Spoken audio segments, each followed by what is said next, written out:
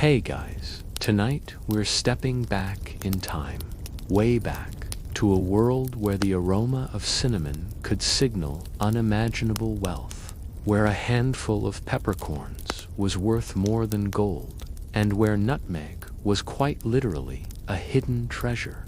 Imagine yourself trudging through dusty desert paths, the sun baking the very air around you. Or perhaps you're sailing on a creaking wooden ship, the salty spray invigorating your face as you chase the horizon, all for the promise of a tiny, fragrant seed. It sounds like something out of a fantastical tale, doesn't it? Well, the truth is often stranger, and in this case, a whole lot spicier than fiction. You probably won't survive this journey with your modern sensibilities intact, but I promise it'll be worth it. So, before you get comfortable, take a moment to like the video and subscribe, but only if you genuinely enjoy what I do here. And if you're feeling up to it, let me know where you're listening from and what time it is for you. Now, dim the lights, maybe turn on a fan for that soft background hum, and let's ease into tonight's journey together. You find yourself standing at the precipice of history, or rather, at the dusty, well-trodden crossroads of it. Your gaze sweeps across a landscape that, in your modern mind, is impossibly vast and untamed. This, my friend, is the ancient world, and the threads of commerce you're about to trace are the very veins of its beating heart. We begin our quiet exploration not with a bang, but with a whisper of wind through desert dunes, a whisper that carries the scent of something extraordinary. This is the story of the Silk Road, but not just the silk you might imagine. Oh no, tonight we're following the subtle, intoxicating perfume of spices. Imagine, if you will, the bustling markets of Antioch, Alexandria, or perhaps even farther east, in the vibrant city of Xi'an. The air is thick with the murmur of a dozen languages, the bleating of camels, the clatter of wares, and that pervasive, almost overwhelming aroma. It's not just one scent, but a symphony. The sharp bite of ginger, the warm embrace of cinnamon, the exotic allure of cloves, and the ubiquitous, comforting punch of black pepper. You see merchants, their faces weathered by sun and journey, haggling over small sacks, their eyes gleaming with the promise of profit. These aren't just foodstuffs. These are luxury, status, and sometimes even life itself. The Silk Road, as you probably know, wasn't a single paved highway. It was a sprawling network of routes, both overland and maritime, connecting the East with the West. For centuries, long before the medieval period, we'll dive deep into these routes, were the arteries through which ideas, technologies, religions, and, crucially, goods flowed. But while silk might have given the road its name, spices were its fragrant, hidden engine. Think of it this way. Silk was the glamorous superstar, gracing the robes of emperors and queens. But spices were the tireless, indispensable roadies, working behind the scenes, making everything taste better, last longer, and feel more refined. So, how did these precious commodities make their way from the lush, humid climes of Southeast Asia and India to the colder, less exotic kitchens of Europe? It was a relay race of epic proportions, a grand, slow dance across continents. You don't just pick up a sack of cinnamon in Guangzhou and pop it down in Venice a few weeks later. Oh no. The journey was arduous, fraught with peril, and incredibly time-consuming. Imagine your Amazon Prime delivery taking years, not days, and instead of a friendly delivery driver, you're contending with bandits, treacherous mountains, and unforgiving deserts. Suddenly, that instant gratification doesn't seem quite so instant, does it? Merchants, often Arab and Persian traders, were the intrepid pioneers of this early spice trade. They would acquire spices in India, Ceylon, modern-day Sri Lanka, or the legendary Spice Islands, the Moluccas in Indonesia, load them onto ships and sail them across the Indian Ocean. From there, the spices would typically make their way to ports in the Persian Gulf or the Red Sea. And here's where the next leg of the relay began. From these ports, camel caravans, those magnificent, lumbering ships of the desert, would take over. You can almost feel the rhythmic sway of the camel beneath you, the hot desert wind whipping at your cloak, the endless expanse of sand stretching to the horizon.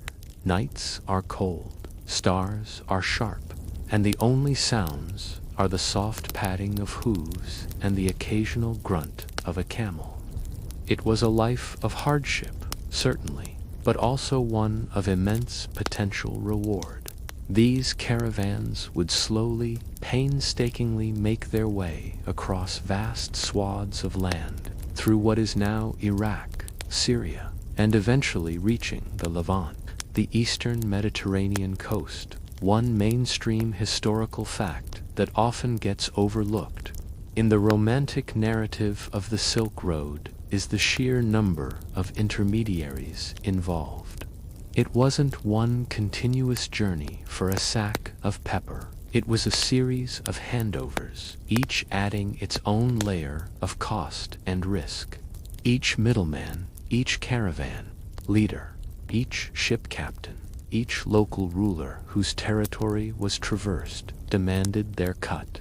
This fragmentation of the supply chain contributed significantly to the exorbitant prices spices fetched by the time they reached European markets. Think of it as an ancient, incredibly inefficient, and very expensive supply chain management system, where every single link in the chain had a very, very strong incentive to keep prices high. Now, for a quirky or fringe tidbit that often makes you raise an eyebrow when you consider the lengths people would go to for flavor, there's historical evidence, or at least strong anecdotal tales, of merchants deliberately creating elaborate, often terrifying myths around the origins of spices to protect their lucrative monopolies. Imagine stories of cinnamon sticks being guarded by ferocious winged serpents, or cassia, a cheaper cousin of cinnamon, being harvested from lakes teeming with monstrous, venomous creatures. These tales, spread with a straight face and a dramatic flourish, weren't just for entertainment. They served a very practical purpose: to deter curious outsiders from venturing too close to the source, thereby preserving the mystical allure and, more importantly, the astronomical prices of these precious goods. You wouldn't want to mess with a dragon just for a sprinkle on your porridge, would you?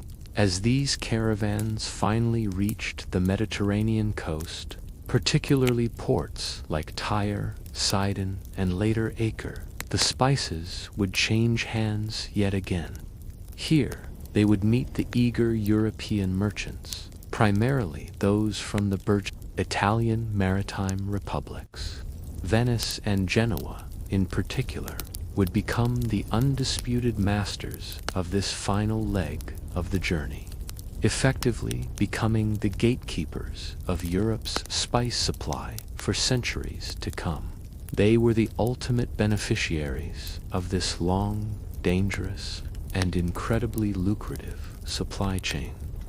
You can almost hear the excited chatter, the fervent negotiations, as the spices are unloaded from the camels and prepared for shipment across the Mediterranean Sea. The air here, though still warm, carries the salty temps of the sea, a different kind of promise. These Italian merchants, with their advanced shipbuilding and navigation skills, would then transport the spices directly to their home ports. From Venice, the spices would radiate outwards, up the rivers and over the mountain passes, to the eager markets of northern Europe. From Genoa, they might follow similar paths, or perhaps spread along the western Mediterranean coast. The sheer logistical challenge of moving these delicate yet incredibly valuable goods across such vast distances is truly mind-boggling when you think about it. Spices had to be carefully packaged to protect them from moisture, pests, and damage. They needed to be guarded against theft at every turn, and the profit margins, absolutely staggering. A pound of pepper bought for pennies in India could fetch pounds sterling in London, representing a markup of hundreds, if not thousands, of percent. This incredible profit potential was the fuel that drove the entire engine of the medieval spice trade, pushing merchants to brave deserts, seas, and untold dangers. Historians still argue whether the primary motivation for seeking spices was purely culinary, or if their perceived medicinal properties and social status implications played a more significant, perhaps even dominant, role in their early demand. Was it about making bland medieval food palatable, or was it about curing ailments, warding off evil, and flaunting your wealth? The truth, as often is the case, is probably a complex blend of all three. But one thing is clear: the demand for these fragrant treasures was insatiable, and the ancient routes that brought them west were the veins through which Europe's fascination with the exotic began to flow.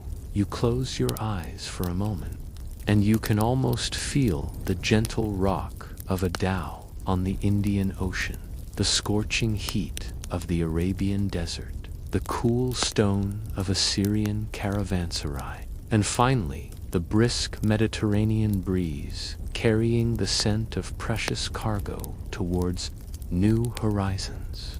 This was the initial stretch, the arduous, multi-stage journey that laid the foundation for Europe's insatiable appetite for spices, an appetite that would, as we'll soon discover, change the course of history. Now, as those precious sacks of spices, having completed their epic transcontinental relay, finally reached the bustling docks of Roman ports, you notice a palpable shift in the atmosphere. The air no longer thick with the dust of the desert, or the salt of the open sea, now hums with the vibrant energy of a truly colossal empire. You're no longer just a curious observer on a caravan route. You're standing amidst the grandeur of ancient Rome, a place where power, prestige, and a serious love for the finer things in life intertwined. And believe me, when it came to finer things, spices were absolutely at the top of the list. The Romans, you see, were not subtle in their tastes or their displays of wealth.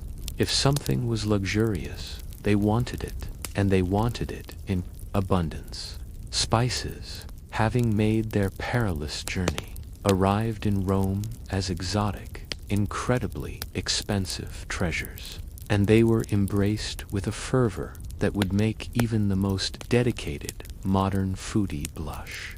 It wasn't just about making food taste good. It was about showing off, pure and simple. Imagine yourself at a lavish Roman banquet.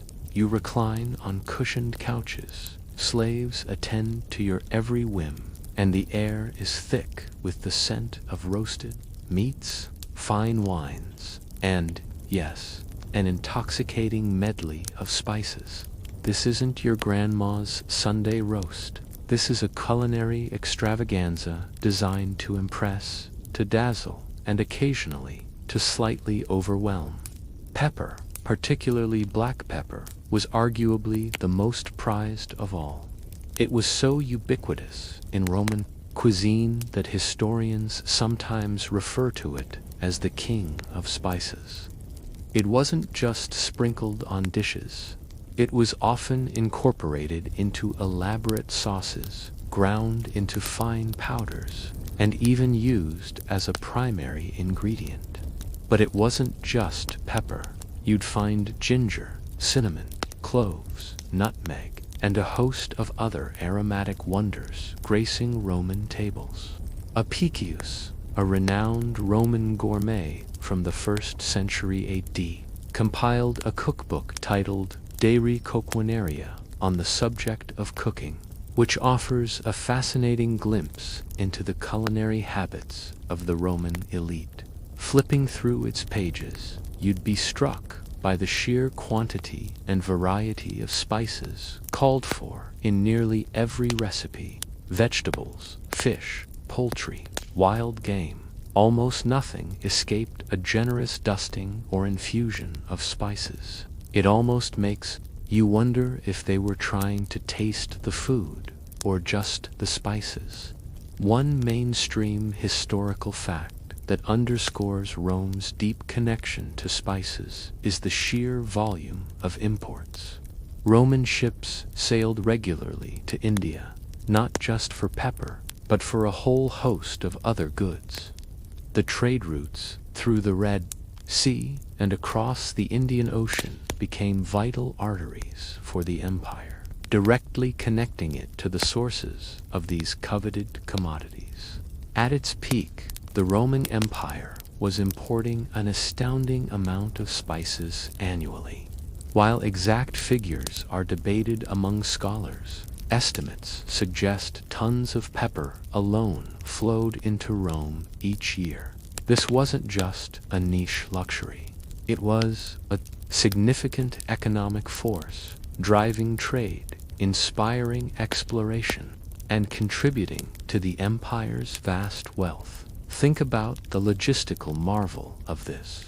Roman engineers were famous for their roads, aqueducts, and monumental architecture.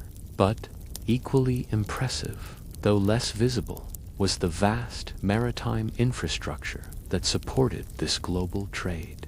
Harbors teemed with ships, warehouses bulged with goods, and countless people were employed in the complex logistics of getting these fragile, valuable items from distant lands to Roman pantries.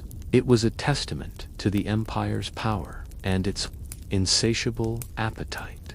Now, for a quirky or fringe tidbit that highlights the truly Roman approach to luxury, beyond just food. Spices found their way into almost every aspect of Roman elite life. You might find them in perfumes, incense, and even in ceremonial offerings. There's anecdotal evidence, though it's debated, that some wealthy Romans would even burn expensive spices like cinnamon or frankincense at funerals, not just for the aroma, but as a final, ostentatious display of wealth for the deceased. Imagine setting fire to something more valuable than gold, simply to scent the air around a funeral pyre. It's the ultimate mic drop, isn't it? A final, fragrant take that to the afterlife. It truly begs the question, if you could afford to burn your wealth, did you truly appreciate its value or simply its scarcity? The social implications of spices in Rome were profound. To serve a dish heavily spiced, especially with rare and exotic varieties, was a clear signal of your status, your affluence, and your connection to the wider world. If you were dining at the home of a Roman senator or a wealthy merchant, you expected to be overwhelmed by the aromas and flavors of the East. Bland food was for the common folk. The elite demanded an explosion of exotic taste. It was an edible form of peacock display, a gastronomic flex, if you will. And it wasn't just about the flavor. The Romans, like many ancient peoples, attributed a range of medicinal properties to spices. Pepper was believed to aid digestion and cure various ailments. Ginger was thought to be good for stomach issues. Cinnamon had a reputation as a restorative and even an aphrodisiac. Apothecaries and physicians often prescribed various spice concoctions for everything from common colds to more serious conditions. While modern science might raise an eyebrow at some of these claims, in the Roman world, these beliefs were deeply held and influenced demand just as much as culinary preferences. You could say spices were the ancient world's superfoods, long before kale made its Instagram debut. The sheer scale of Roman consumption inevitably led to a massive influx of wealth into the empire. The trade was not entirely one-sided, of course.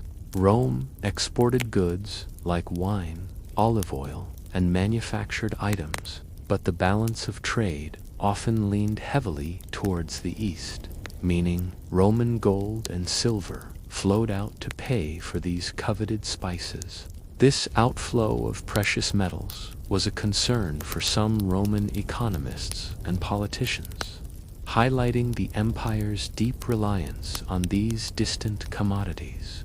You can almost feel the weight of a coin, heavy with the emperor's image as it passes from a Roman merchant's hand into that of an Indian trader. This wasn't just commerce, it was a cultural exchange, a silent conversation between civilizations. Ideas, artistic styles, and even religious concepts sometimes hitched a ride alongside the spice caravans and ships, subtly influencing both East and West. However, historians still argue whether the high demand for spices in Rome was genuinely driven by a sophisticated appreciation for their flavor complexities, or simply by their status as rare, expensive commodities that allowed the wealthy to differentiate themselves. Was it true gourmet appreciation, or merely conspicuous consumption? Perhaps a bit of both, but the debate continues to add a layer of intrigue to our understanding of Roman society. Did they truly savor the subtle notes of a rare spice, or were they just enjoying the smug satisfaction of knowing they could afford it? It's a question that still resonates today when we look at luxury goods. As you consider this question, you might ponder the vast network of roads and sea lanes the Romans mastered. Their ability to control and maintain these trade routes was paramount. The stability of the Roman Empire provided a relatively secure environment for trade, even over immense distances. When the empire was strong, the spice trade flourished. When it faltered, so too did the flow of these precious goods. The fortunes of the spice trade were inextricably linked to the fortunes of Rome itself. The culinary landscape of Rome was forever changed by the arrival of spices. Before their widespread use, Roman cuisine was likely far simpler, relying more on local ingredients and less on complex flavor profiles. Spices transformed it into something more elaborate, more adventurous, and certainly more aromatic. They allowed for new combinations of flavors, the creation of rich sauces that masked less than fresh ingredients, a very practical application in an age before refrigeration, and the elevation of humble dishes to something extraordinary. You might even catch a whiff of a Roman kitchen now, the air thick with the aroma of cumin, coriander, and certainly that omnipresent pepper. Imagine the Roman equivalent of a celebrity chef, perhaps a grand cook in the household of a wealthy senator, meticulously grinding exotic spices in a mortar and pestle, experimenting with new flavor combinations, all to delight and impress their master's guests.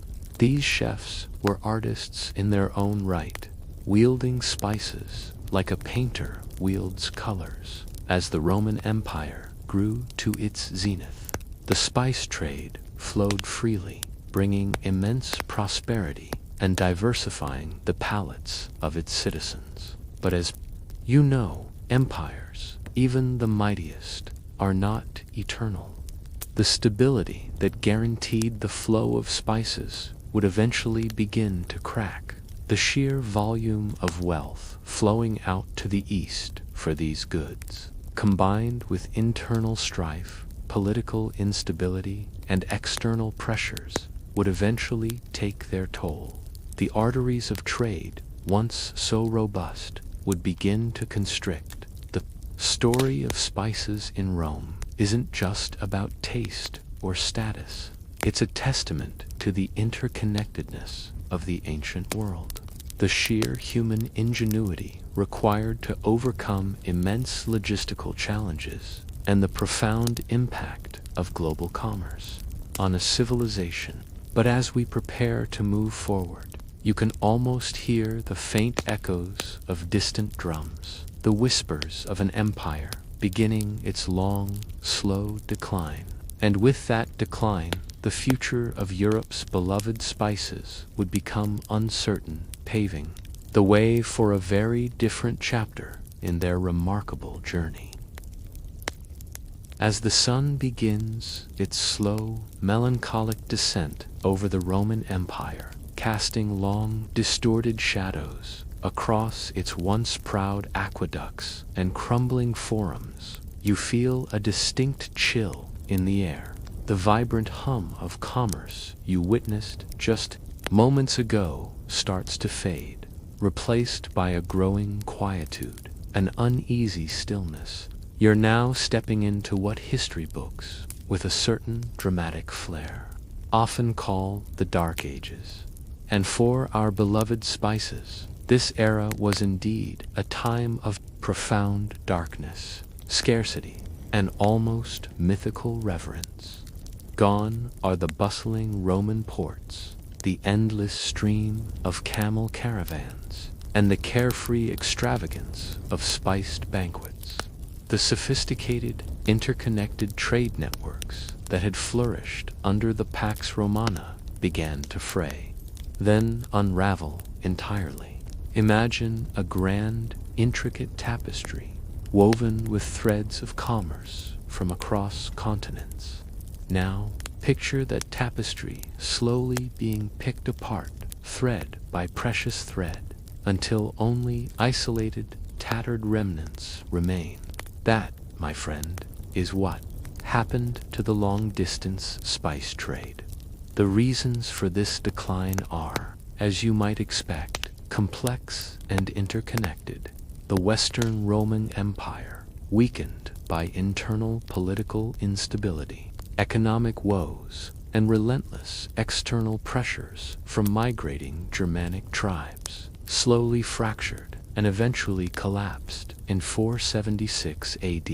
This wasn't a sudden, cataclysmic event, but a protracted process that crippled the very infrastructure essential for international trade. Roads fell into disrepair, bridges crumbled, and the seas, once policed by Roman fleets, became far more dangerous, infested with pirates. You feel the palpable sense of fear and uncertainty that gripped communities without a strong central authority to enforce laws and protect merchants. Traveling vast distances became a perilous undertaking. Bandits lurked in forests, tolls were demanded by countless petty warlords, and the concept of a safe passage was all but forgotten. Why risk your life and your meager fortune transporting valuable goods when the chances of success were so slim and the risk of ruin, or worse, so high? It simply wasn't worth it for most. The Mediterranean, once a Roman lake, became a contested zone.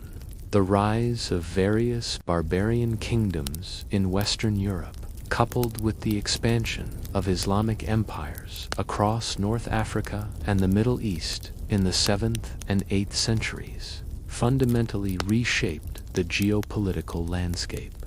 While the Byzantine Empire, the Eastern Roman Empire, continued to thrive and maintain some trade links with the East, particularly through Constantinople, the direct flow of goods to Western Europe was severely disrupted. You can almost feel the invisible barriers rising, segmenting a once unified world.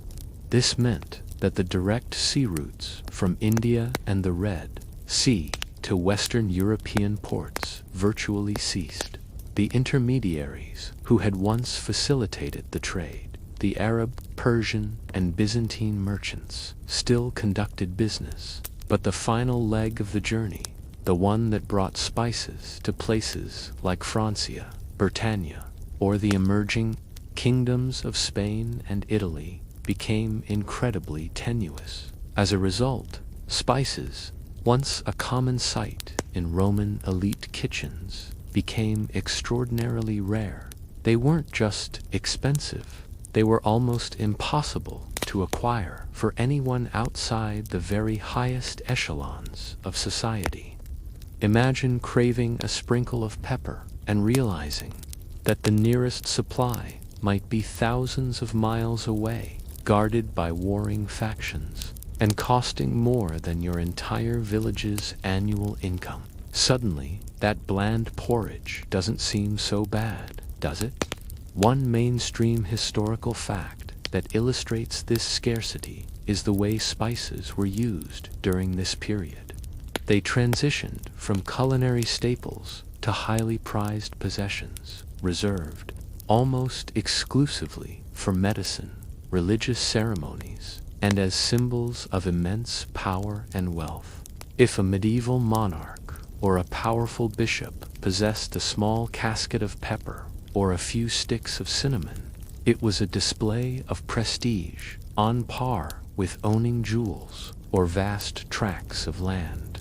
These weren't ingredients for everyday cooking. They were akin to reliquaries, objects of almost mystical value. You didn't just eat them, you revered them. Think of it. When a king presented another ruler with a gift of spices, it wasn't just a pleasant gesture. It was a diplomatic statement, a tangible sign of extraordinary generosity and wealth. This transformation in function underscores just how precious they had become.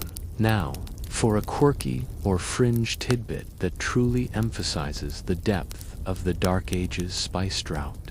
There are accounts, though often difficult to verify precisely, of spices being literally counted grain by grain or stick by stick in monastic storerooms and royal treasuries.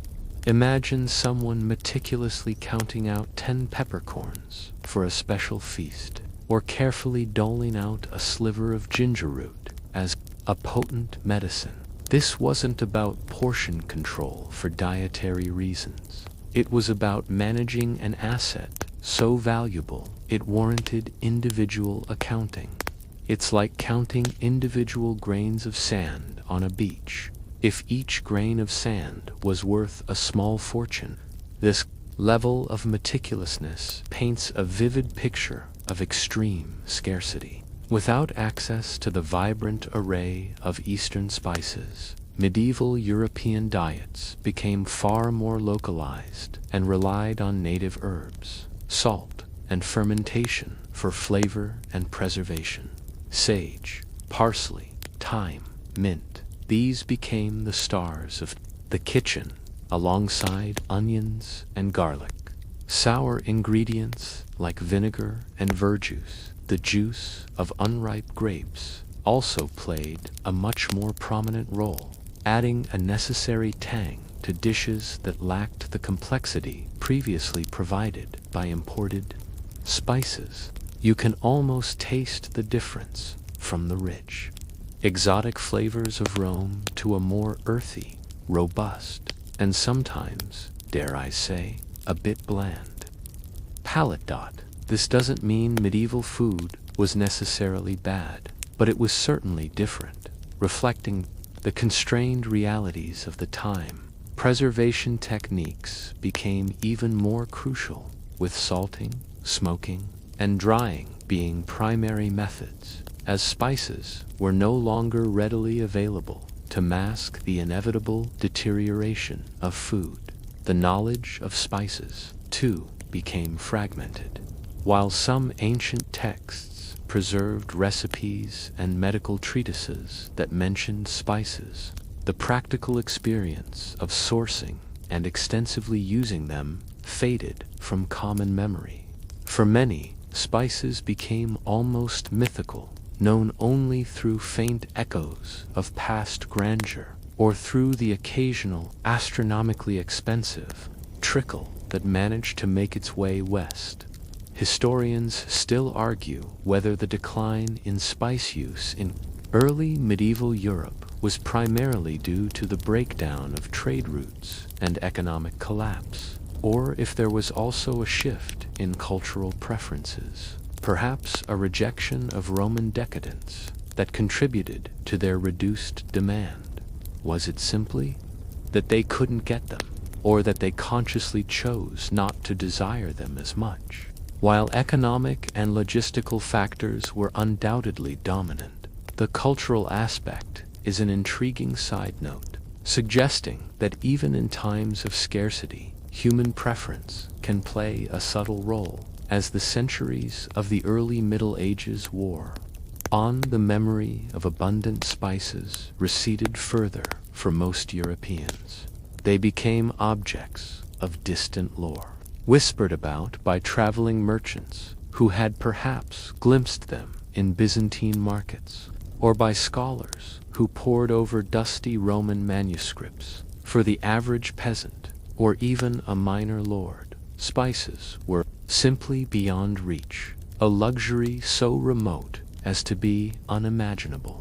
Yet, even in this era of scarcity, the desire for spices never entirely vanished. It lay dormant, a faint ember under the ashes of empire, waiting for the right conditions to reignite. The occasional arrival of a small quantity of pepper or ginger, usually through indirect and circuitous routes via Constantinople, or through Viking traders who had dealings with the Byzantine world, would serve as a tantalizing reminder of what had been lost. These rare appearances only underscored their immense value, perhaps preparing for an important feast, finally acquiring a tiny amount of black pepper. The chef would handle it with reverence, perhaps grinding it fresh just before serving, releasing its precious aroma as a highlight of the meal. This wasn't just seasoning, it was an event. Every grain was savored, every hint of flavor appreciated as a rare treat. This period, often characterized by its perceived intellectual and cultural decline, was also a time of significant transition and reordering in Europe. New kingdoms were forming, feudalism was taking root, and a new, distinctively European culture was emerging from the ashes of Rome. And within this new cultural crucible, the desire for connection with the wider world, and for the exotic goods that world offered, would slowly begin to stir once more. The stage was being set, unknowingly, for a future reawakening. The isolated agrarian societies of the Dark Ages would not remain insular forever. Forces far beyond their immediate control were already at play, forces that would eventually push Europe back onto the global stage, forcing them to look east once again. And when they did, one of the first things they would remember with a renewed, almost desperate longing was the intoxicating aroma and the extraordinary value of spices. The seeds of future exploration and global empires were, in a strange twist of fate, dormant within those few precious peppercorns that had managed to trickle through the broken, poor trade routes of the Dark Ages. The silence you feel now is merely the calm before a very spicy storm. The quiet stillness of the Dark Ages, a silence punctuated only by the rustle of leaves and the distant clang of a blacksmith's hammer, begins to stir. You feel a shift in the air, a subtle quickening of the pulse of Europe. The insular communities, long content with their local harvests and homegrown herbs, are about to be jolted awake by something far more potent than any locally brewed ale. The collective shock and awe of the Crusades. And with this seismic shift, the slumbering desire for spices, that faint ember we spoke of, will not just reignite, but explode into a raging fire. Imagine yourself in the late 11th century. Europe is a patchwork of feudal kingdoms, still largely agrarian, relatively unsophisticated compared to the glittering empires of the East. The memory of Roman grandeur is distant, almost mythical. Then, a powerful call echoes from the Pope. Reclaim the Holy Land. You witness the fervent response, the rallying cries, the shining armor, and the vast, often ill-prepared, armies setting off on a monumental journey eastward. This wasn't just a religious pilgrimage. It was, for many, an unprecedented exposure to a world they barely knew existed, as these waves of crusaders, pilgrims, and accompanying merchants pushed deeper into the Levant, into places like Antioch, Edessa, Jerusalem, and Acre. They encountered a civilization far more advanced and luxurious than their own. The Islamic world, stretching from Spain to India, was a powerhouse of intellectual achievement, scientific innovation, and, crucially for our story, unparalleled culinary sophistication. You step into the bustling souk and markets of Damascus or Cairo, places that would have seemed utterly alien and dazzling to a medieval European. The air is thick, not just with the murmurs of commerce, but with the rich, intoxicating aromas of spices, cinnamon, cloves, nutmeg, ginger, saffron, used with a generosity that would have been unimaginable back home. Here, spices weren't just for medicine or rare ceremonial use. They were an integral part of daily life, transforming mundane ingredients into gastronomic delights. The European crusaders, accustomed to a relatively bland diet of salted meats, bread, and stewed vegetables, were utterly astonished by the complexity and vibrancy of Middle Eastern cuisine. They tasted dishes seasoned with blends they'd never encountered, discovered preserves made with sugar and exotic fruits, and sampled beverages infused with fragrant spices. It was a sensory overload, a revelation for palates that had long been deprived. One mainstream historical fact that underscores this profound exposure is the sheer variety of new goods and ideas the Crusaders brought back with them. While the primary goal was religious, the incidental consequence was a massive cultural exchange. Spices, along with new textiles, perfumes, scientific knowledge, and architectural styles, flowed back into Europe. Soldiers who had survived the harrowing campaigns returned not just with tales of battle, but with stories of a world overflowing with sensory delights, particularly the tantalizing aromas and flavors of the East. This wasn't just about taste. The Crusaders also observed the perceived medicinal uses of spices in the sophisticated hospitals and apothecaries of the Islamic world. They saw physicians using frankincense for its antiseptic qualities. These observations reinforced and perhaps expanded upon the ancient Roman beliefs about spices' health benefits, making them even more desirable. If a rare spice could help you recover from a battlefield wound or ward off disease, its value was truly inestimable. Now, for a quirky or fringe tidbit, imagine a grizzled crusader, fresh from the dusty battlefields of the Holy Land, returning to his cold, damp castle in, say, Saxony. But then, in the markets of Acre or Damascus, he's perhaps witnessed a street vendor preparing a dish with saffron, giving it a vibrant golden hue and an intoxicating aroma. He might not have understood the economics of it, but he definitely understood the sensory impact. It's said that some crusaders would even try to smuggle back small quantities of spices in their saddlebags, more as souvenirs of an exotic world than as planned commercial ventures.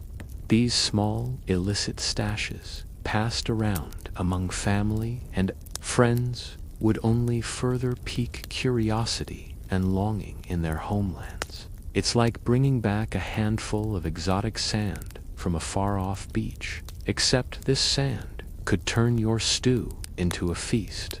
The accounts of these returning crusaders, whether true veterans or merely opportunists who journeyed eastward, spread like wildfire across Europe. They painted vivid pictures of opulent courts, bustling markets, and dishes bursting with flavor. This created an unprecedented demand among the European nobility and burgeoning merchant classes.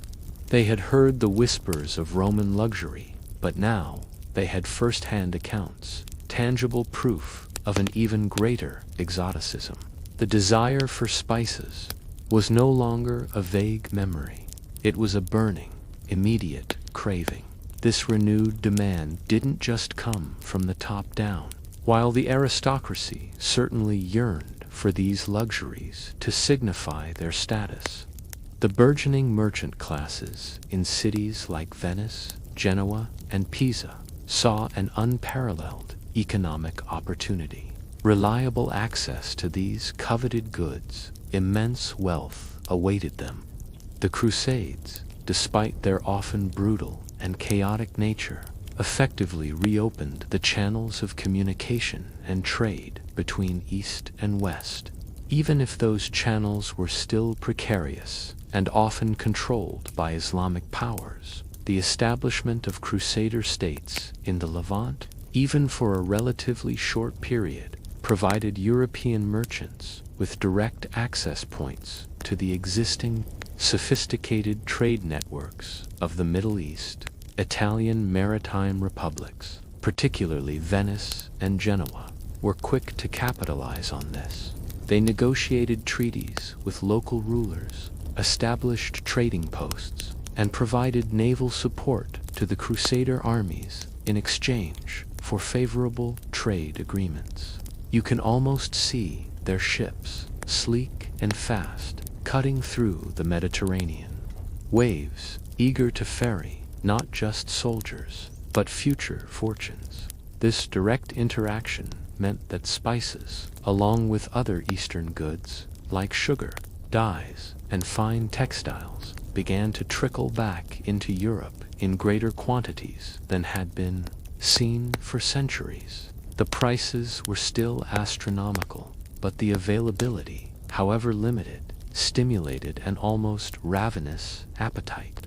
Nobles, eager to emulate the perceived sophistication of the East, began to demand these ingredients for their kitchens. The concept of a European palate began to evolve. While salt and native herbs remained foundational, the introduction of exotic spices, medieval cookbooks, which started to emerge in greater numbers. During this period began to include recipes calling for specific spices, a clear sign of their reintroduction into the culinary mainstream, albeit the aristocratic mainstream. Historians still argue whether the Crusades were the sole catalyst for the renaissance of European spice demand, or if they merely accelerated a natural reawakening of trade that would have occurred anyway as Europe gradually emerged from its dark ages. While underlying economic recovery certainly played a role, the psychological impact and direct exposure provided by the Crusades undoubtedly created an unprecedented urgency and scale of demand that might otherwise have taken centuries to develop. It was like pouring gasoline on a smoldering fire. The Crusades also inadvertently facilitated the transfer of agricultural knowledge. While not strictly about spices, the exposure to new irrigation techniques and crops in the Middle East subtly influenced European farming practices over time, showing a broader opening of minds to external ideas. But for our story, it's the sensory revolution that truly stands out. Imagine the dinner table of a powerful European duke in the 12th century. The centerpiece might be a roasted boar, but what truly distinguishes it now is the liberal application of pepper, imported all the way from India, or a sauce enriched with saffron, giving it a golden sheen. These ingredients were not just for taste, they were conversational pieces, physical manifestations of the owner's reach and influence. Yes, this pepper, the Duke might casually remark, just arrived from Alexandria. Quite the journey, you know. It was the ultimate medieval status symbol. The practical knowledge of handling and storing spices also had to be relearned or redeveloped. The Arab merchants, with centuries of experience, had refined methods for preserving their precious cargo. Europeans had to catch up, understanding how to protect these valuable, often delicate, commodities from moisture, pests, and spoilage during their arduous journeys from the Levant. This renewed interest in spices wasn't just a fleeting fad. It sparked an economic transformation. Cities like Venice and Genoa, as we'll soon explore in more detail, saw this burgeoning demand and rapidly positioned themselves as the primary conduits for this precious trade. Their wealth and power would skyrocket, fueled by the insatiable European longing for the tastes of the East. The Crusades, for all their religious and military complexities, inadvertently laid the foundation for Europe's future mercantile empires. You can almost hear the excited murmur of merchants discussing new shipments, the clinking of coins as deals are struck, and the distant shouts of sailors unloading cargo. The gears of global trade, rusted and seized during the Dark Ages, were now grinding back into motion, propelled by a newfound appetite for the exotic.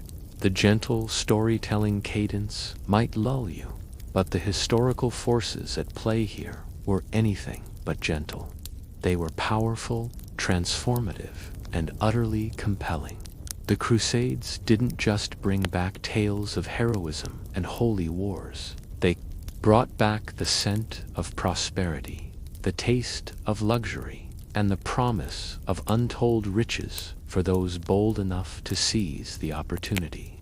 The demand had been firmly re-established, the routes at least partially reopened, and the stage was set for the spectacular rise of new European trading powers. The Dark Ages, for spices at least, were finally giving way to a more aromatic dawn. As the dust of the Crusades begins to settle, and the fervent demand for Eastern luxuries, especially spices, sweeps across Europe. You shift your gaze to a vibrant, shimmering city rising from the Adriatic Sea. This isn't just any city. This is Venice, the undisputed queen of the Adriatic, a city whose very foundations were built on trade, and whose unimaginable wealth during the medieval period was inextricably linked to its shrewd, often ruthless, mastery of the spice trade. You are about to witness the ascent of a mercantile empire, propelled by peppercorns and cinnamon sticks. Imagine stepping into 13th century Venice. The air is thick with the cries of hawkers, the creak of gondolas, and the pervasive, intoxicating aroma of newly arrived spices mingling with the salty tang of the sea. It's a symphony of commerce, a city pulsing with life and ambition. Every canal seems to lead to a warehouse, every alleyway to a counting house, and every merchant seems to possess a glint in their eye that speaks of vast fortunes. Venice, geographically, was uniquely positioned to capitalize on the renewed East-West trade. Unlike other European powers, it wasn't burdened by vast feudal territories or internal landlocked squabbles. Its strength lay in its naval power, its mercantile prowess, and its strategic location as a bridge between the Byzantine East and the burgeoning markets of Western Europe. You can almost feel the gentle rock of a ship beneath your feet, bringing riches from distant lands. The Venetians didn't just passively wait for spices to arrive. They actively pursued their acquisition and control. They leveraged their naval strength, honed over centuries of defending their lagoon and engaging in maritime trade, to secure favorable trade agreements and, when necessary, to enforce their will. During the Crusades, they provided crucial logistical support, ferrying troops and supplies in exchange for invaluable trading concessions in the Levant, particularly in cities like Acre, Tyre, and Alexandria. These became their gateways to the East, their direct access points to the Arab and Persian merchant networks that brought spices from India and beyond. One mainstream historical fact that illustrates Venice's dominance is their ingenious system of state-controlled convoys, known as the Muda. These were annual fleets of heavily armed merchant galleys, organized and protected by the Venetian government. You can visualize these impressive vessels, oars churning, sails billowing, packed to the gunwales with precious cargo. The Mood sailed on fixed schedules to specific destinations like Alexandria, Beirut, or Constantinople. This systematic approach reduced risk for individual merchants, ensured the timely flow of goods, and, crucially, allowed the Venetian state to regulate and tax the trade effectively. It was an early form of organized, large-scale international shipping, a logistical marvel for its time. This careful organization meant that Venetian merchants could offer a reliable supply of spices, even if the prices were high. They minimized piracy through armed escorts and negotiated skillfully with the various powers along the trade routes. This reliability was key to their success and allowed them to steadily outmaneuver rivals. Imagine a Venetian merchant, a sharp, shrewd individual with a keen eye for numbers, negotiating in a bustling Alexandrian market. He's not just buying spices. He's part of a vast, interconnected system designed to bring unimaginable wealth back to his city. He understands the intricate dance of supply and demand, the subtle art of negotiation, and the vital importance of maintaining good relations with the local Arab traders, who were their direct link to the spice-producing regions. Now, for a quirky or fringe tidbit that highlights the Venetians' almost obsessive control over their prized commodities, Venice was incredibly secretive about its trade practices and routes. Information was power, and they guarded their knowledge fiercely. There are whispers of Venetian captains deliberately taking circuitous routes on their return journeys to confuse potential rivals, or even spreading misinformation about the dangers of certain passages. Imagine a captain spinning elaborate tales of sea monsters or phantom islands to throw off any nosy competitors trying to follow his wake. This wasn't just commercial secrecy. It was almost a form of espionage, all to protect their golden goose, the spice trade. They wouldn't just keep their recipe for success secret. They'd tell you it involved a dragon. The wealth that flowed into Venice was truly astounding. Palaces rose along the Grand Canal, adorned with marble and rich tapestries. Churches were embellished with mosaics of dazzling gold. The city became a hub of art, architecture, and innovation, all fueled by the seemingly endless stream of revenue generated by the spice trade. Every peppercorn, every clove, every pinch of saffron that passed through Venice left a golden dust in its wake. This wealth also funded a sophisticated banking system. Venetian merchants developed advanced accounting practices, bills of exchange, and credit systems that facilitated large-scale international commerce. You can imagine the heavy ledgers filled with intricate script, men detailing transactions that spanned continents and involved vast sums of money. This financial infrastructure was as crucial to their dominance as their naval power. Spices weren't just exchanged in Venice. They were often processed and repackaged. Warehouses buzzed with activity, workers sorting pepper, drying ginger, grinding cinnamon, ensuring quality control before the goods were distributed to the rest of Europe. This added another layer of value to the Venetian operation, transforming raw imports into ready-to-sell commodities. The prices of spices, while still high due to the long journey and multiple intermediaries, were consistently managed by the Venetian monopoly. They controlled the supply, and by controlling supply, they controlled the price. For a long time, if you wanted the exotic flavors of the East in Europe, you almost certainly had to buy them from a Venetian merchant. This gave them immense economic leverage and political influence across the continent. Historians still argue whether Venice's long-term reliance on the existing eastern trade routes ultimately hampered its ability to the age of exploration. Did their immense success with the established system blind them to the necessity of finding direct sea routes to the source of spices, thereby contributing to their eventual decline relative to new maritime powers? It's a fascinating debate.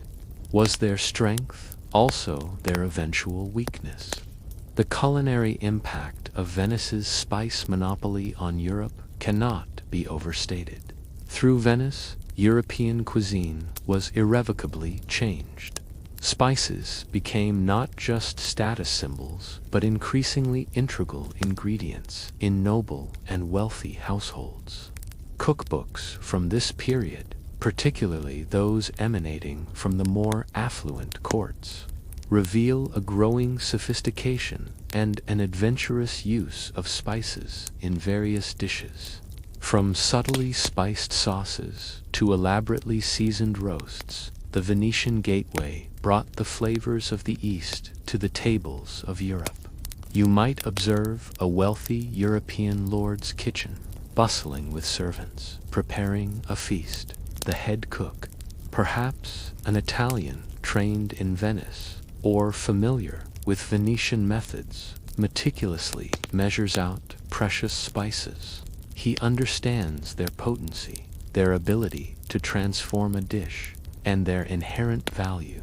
The aroma of cloves, nutmeg, and ginger wafts through the medieval castle, a direct result of Venice's commercial prowess. The monopoly was not without its challenges. Venetian merchants constantly faced the threat of piracy, both in the Mediterranean and the more distant seas. They had to contend with political instability in the Levant, shifting alliances among Arab rulers, and the ever-present competition from rival cities, particularly their fierce adversary, Genoa. You can imagine the tension in the air as news of a delayed convoy or a rival ship's success reached the Rialto. Despite these challenges, Venice's dominance endured for centuries. Its sophisticated intelligence network, its efficient bureaucracy, its formidable navy, and its shrewd diplomatic skills allowed it to maintain its grip on the spice trade. They understood that control over these routes was not merely about economic prosperity, but about political power and international prestige. The ripple effects of Venice's spice empire extended far beyond its immediate lagoon. It stimulated shipbuilding, cartography, and financial innovation across Europe. It indirectly fostered the growth of other European cities and regions that served as distribution hubs for the spices once they arrived from Venice. The merchants of Augsburg and Nuremberg, for instance, developed lucrative overland routes to distribute Venetian goods into Central and Northern Europe. As you stand on the Rialto Bridge, watching the heavily laden ships come and go, you might reflect on the incredible human endeavor required to sustain such an empire. The risks taken, the journeys endured, the deals struck, all for the delicate aromatic treasures that lay in the ship's holds. It was a testament to the power of human desire, coupled with extraordinary organizational genius. But empires, like all things, are subject to change. Even as Venice basked in its golden age, the seeds of its eventual relative decline were being sown. The very monopoly that brought it such wealth also made it a target. Other ambitious European nations, tired of paying exorbitant prices and seeing Venetian coffers swell, would soon begin to dream of finding their own direct routes to the source of spices. Bypassing the Venetian middlemen entirely, the lure of incredible profits, once monopolized by Venice, would eventually inspire a new age of exploration, pushing brave navigators to brave unknown seas in search of a direct path to the Spice Islands. But for now, Venice reigned supreme, a glittering testament to the power of ambition, trade, and the irresistible allure of medieval European spices. You can almost feel the gentle lapping of the waves against the stone, the soft whisper of success carried on the Adriatic breeze. Even as Venice glittered, a true jewel built on the wealth of the spice trade, a shadow loomed, sometimes literally, across the narrow stretch of the Adriatic. You turn your attention now to a city that was almost Venice's mirror image, its fierce rival, its perpetual challenger for maritime supremacy, Genoa. While Venice became the undisputed queen, Genoa was the tenacious contender, constantly seeking to carve out its own share of the immensely profitable spice market. Imagine yourself sailing into the bustling harbor of Genoa in the 13th, the city nestled against the Ligurian mountains, tumbles down to the sea, a cascade of medieval buildings, bustling docks, and the constant clang of hammers from its busy shipyards.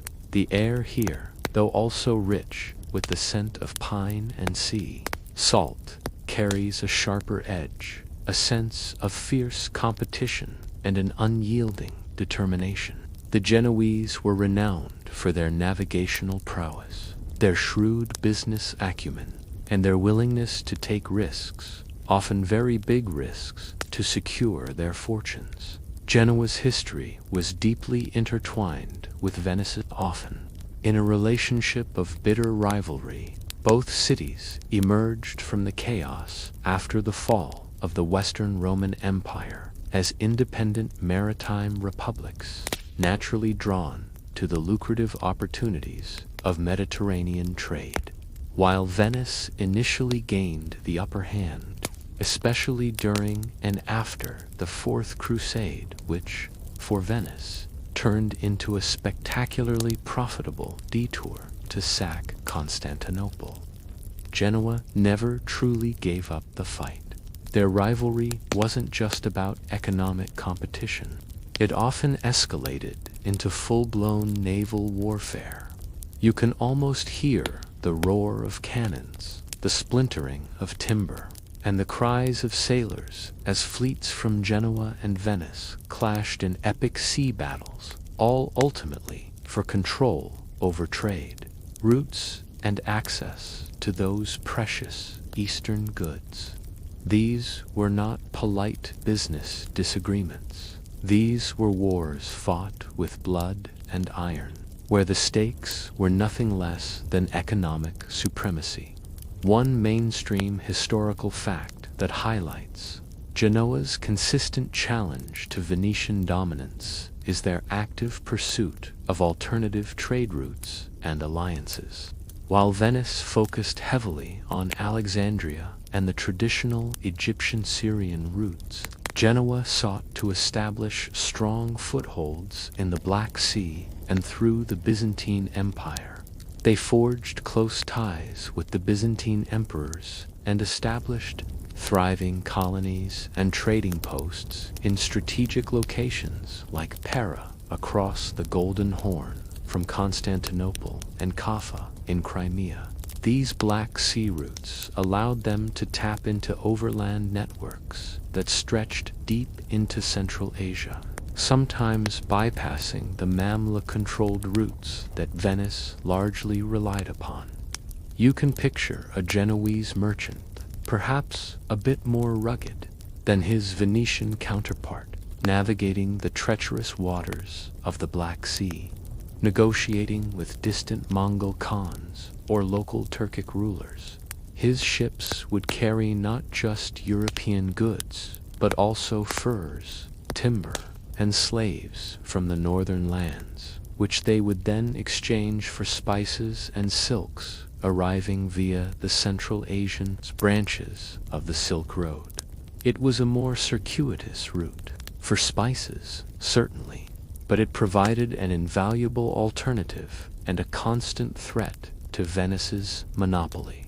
Now, for a quirky or fringe tidbit that exemplifies Genoa's enterprising spirit, the Genoese were pioneers in financial innovation, developing sophisticated banking and credit systems even earlier than the Venetians in some aspects. They were particularly adept at developing early forms of marine insurance, allowing merchants to mitigate the colossal risks associated with long-distance sea voyages. Imagine a Genoese financier carefully calculating the odds of a ship making it back from the Black Sea, then offering a merchant a policy for a hefty premium. This innovative approach to risk management meant that more merchants were willing to invest in daring, high-reward ventures, helping Genoa to compete fiercely despite Venice's head start. It's like they invented medieval venture capital for spicy adventures. The the Genoese also established strong trading relations with the Berber merchants of North Africa, accessing gold and other goods from the trans-Saharan trade, which they could then use to fund their eastern ventures. They were less centralized than Venice, with a more fragmented, family-based mercantile structure, but no less ambitious. Powerful Genoese families, like the Doria, Spinola, and Grimaldi, built vast fortunes through trade, their wealth rivaling that of the Venetian patricians. Despite their persistent efforts, Genoa never quite achieved the same level of absolute dominance over the spice trade as Venice. The routes through the Black Sea were often more volatile, subject to the whims of powerful land-based empires like the Mongols and later the Ottomans, and generally less voluminous than the Red Sea-Egyptian routes. However, their presence was a constant irritant and a significant competitor to Venice, forcing the Venetians to constantly defend their turf and innovate their own strategies. The competition between Genoa and Venice fueled innovation in shipbuilding, navigation, and financial instruments. Each city sought to build faster, stronger ships, to develop better maps, and to find more efficient ways to finance their expeditions. This intense rivalry, while often bloody, inadvertently spurred the growth and sophistication of maritime commerce in general. Historians still argue whether Genoa's relative inability to fully monopolize the spice trade was due to inherent geographical disadvantages compared to Venice's direct access to the Adriatic, or if it was more a result of Venice's superior political organization and stronger state-backed commercial policies. Was it the lay of the land or the skill of the players? Both likely contributed, but the debate highlights the complex interplay of factors in historical outcomes. Genoa's influence wasn't just limited to the Black Sea. Their navigators and merchants were truly global in their ambitions. Christopher Columbus, the famed explorer, was a Genoese. His pursuit of a westward route to the Indies, while ultimately leading to the discovery of the Americas, was fundamentally driven by the very same desire that fueled the Venetian and Genoese rivalry: direct access to the Spice Islands, bypassing the costly middlemen. This illustrates the pervasive influence of the spice trade on the minds of Europe's most ambitious adventurers. You can envision Columbus, perhaps as a young man, listening intently to the tales of Genoese captains who had sailed to distant lands, dreaming of finding a way to circumnavigate the established routes and unlock untold riches for himself and for Genoa. The allure of pepper, cloves, and nutmeg was a powerful motivator, a driving force behind the age of exploration that was still centuries away from its peak. The Genoese impact on European cuisine, while perhaps less direct than Venice's, was still significant. They brought in their own share of spices, contributing to the overall availability and increasing the diversity of culinary influences across Europe. Their merchants also introduced specific regional products and culinary traditions wherever they established trading posts, subtly enriching the local food cultures. Furthermore, Genoese merchants played a crucial role in distributing spices once they arrived in Europe.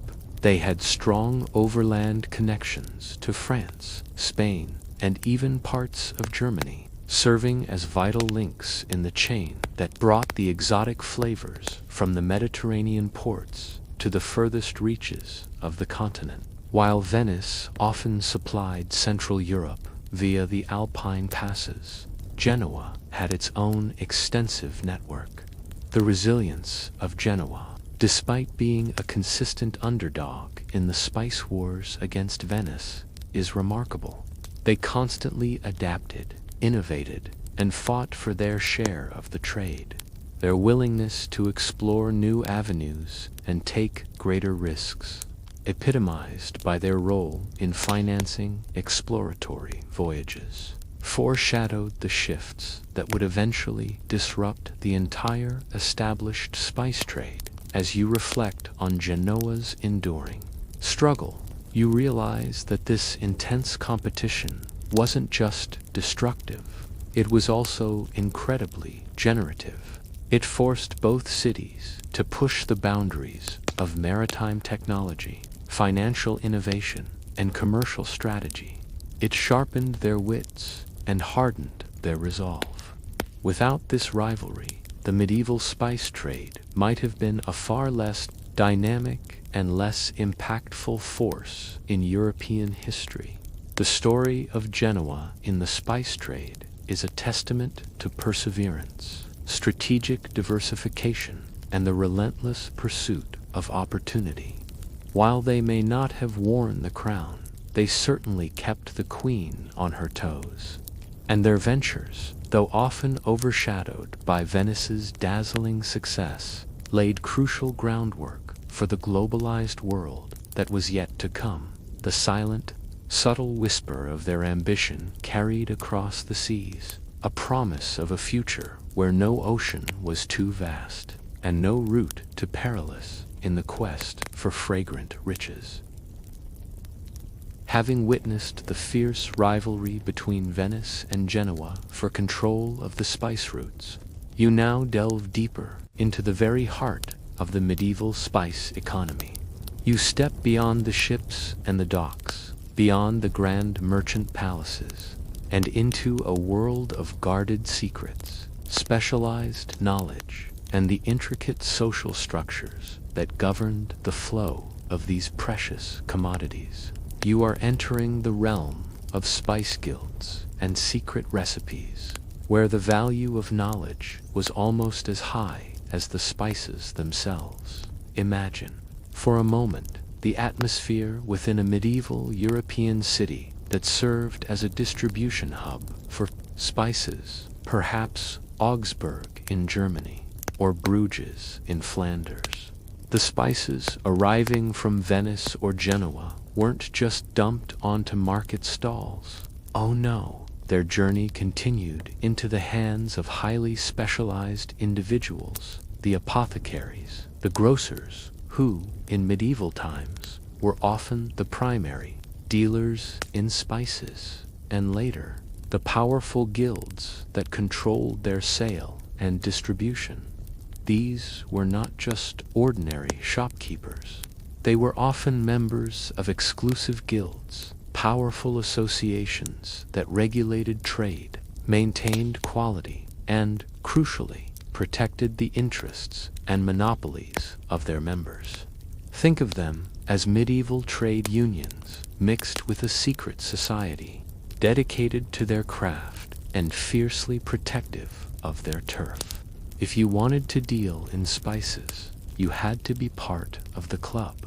One mainstream historical fact that highlights the significance of these guilds is their control over the entire supply chain once spices arrived in Europe. For example, in many cities, the Grocers Guild, or its equivalent, held a virtual monopoly on the sale of imported spices, along with other exotic dry goods. They set prices, controlled quality standards, and even had powers to inspect and punish rogue traders.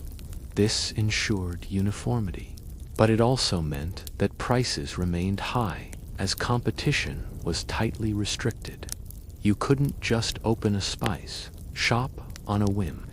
You had to apprentice for years, prove your worth, and gain entry into this powerful fraternity. You can almost feel the weight of their authority, the solemnity of their meetings in dimly lit guild halls, where oaths of secrecy were sworn and trade practices debated. These guilds weren't just about economics. They were social and religious organizations, often with their own patron saints, their own feast days, and their own intricate rules of conduct. Within these guilds, knowledge was currency.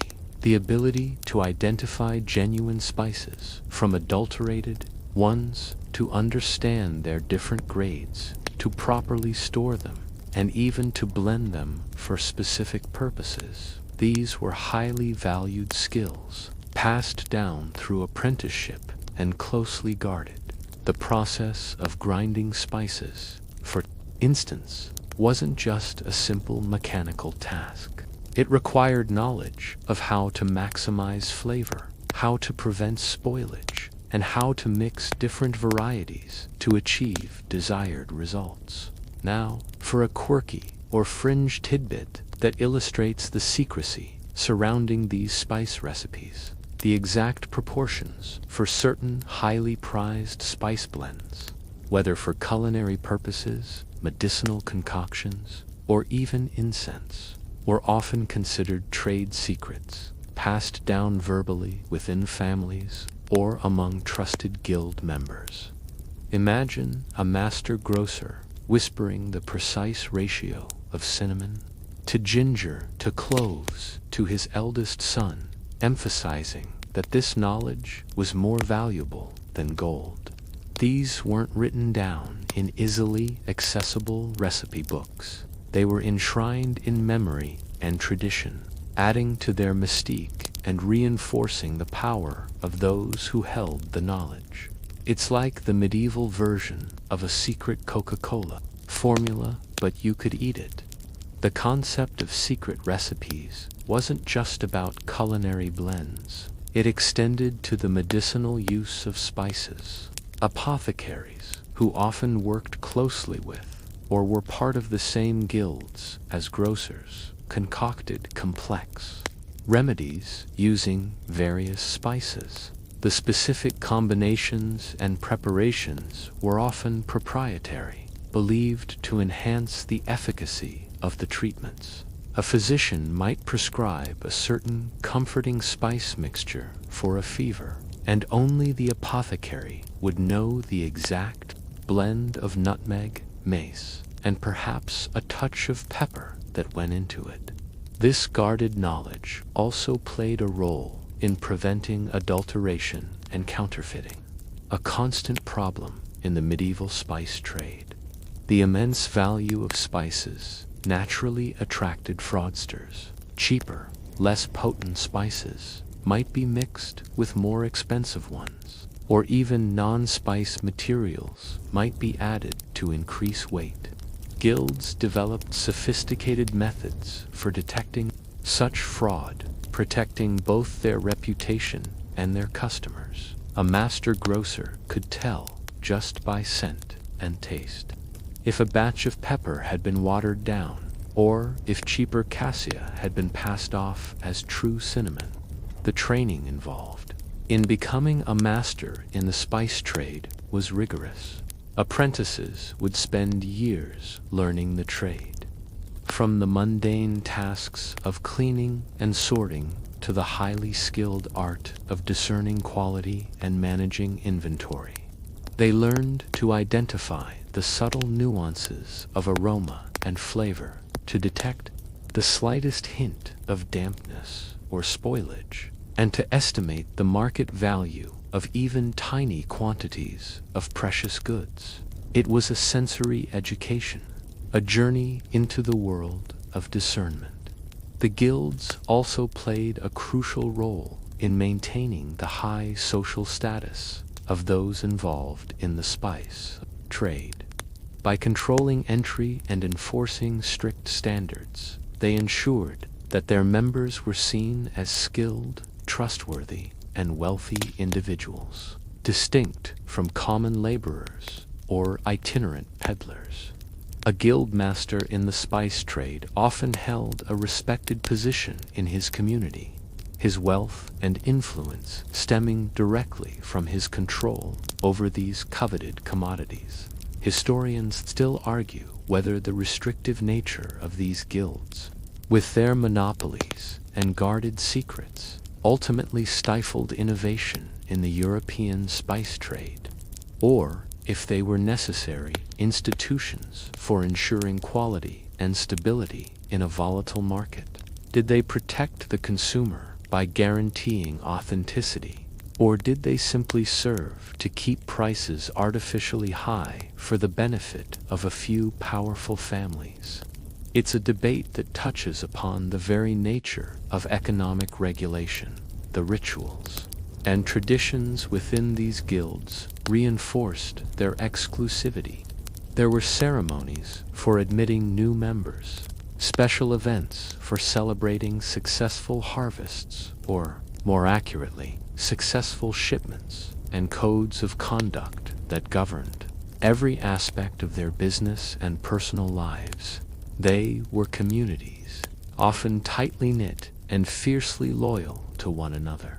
You can almost visualize a young apprentice carefully wiping dust from shelves laden with jars of colorful spices, yearning for the day he might be entrusted with grinding a small quantity of precious saffron, or learning the secret handshake that admitted him to the guild's inner circle. The path to becoming a spicer was long and arduous, but the rewards were immense. Beyond the formal guilds, knowledge was also transmitted informally within wealthy households. Master chefs, often employed by nobility, developed their own secret recipes for highly spiced dishes.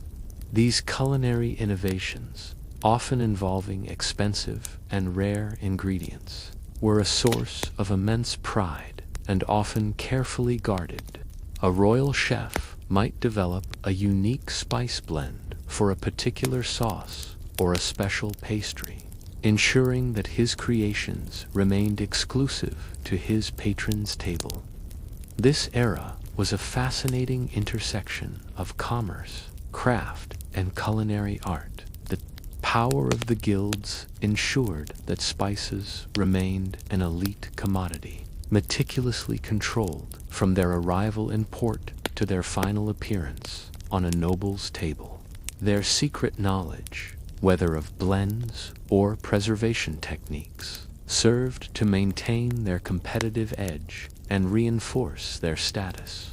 The allure of spices, however, was not limited to the grand tables of the nobility. Even common folk would occasionally encounter them, perhaps in small quantities as medicine or in very rare celebratory circumstances. But for the most part, spices remained an aspirational luxury, something to dream of, something associated with immense wealth and power. This tight control by guilds and powerful merchants also influenced the types of spices that were most widely available. Those that were easier to transport, store, and had higher demand, like pepper, flowed in greater quantities. Rarer, more delicate spices remained even more exclusive, their secrets perhaps even more closely guarded. As Europe moved further into the High Middle Ages and towards the Renaissance, these guilds continued to wield significant power. They were deeply embedded in the economic and social fabric of their cities.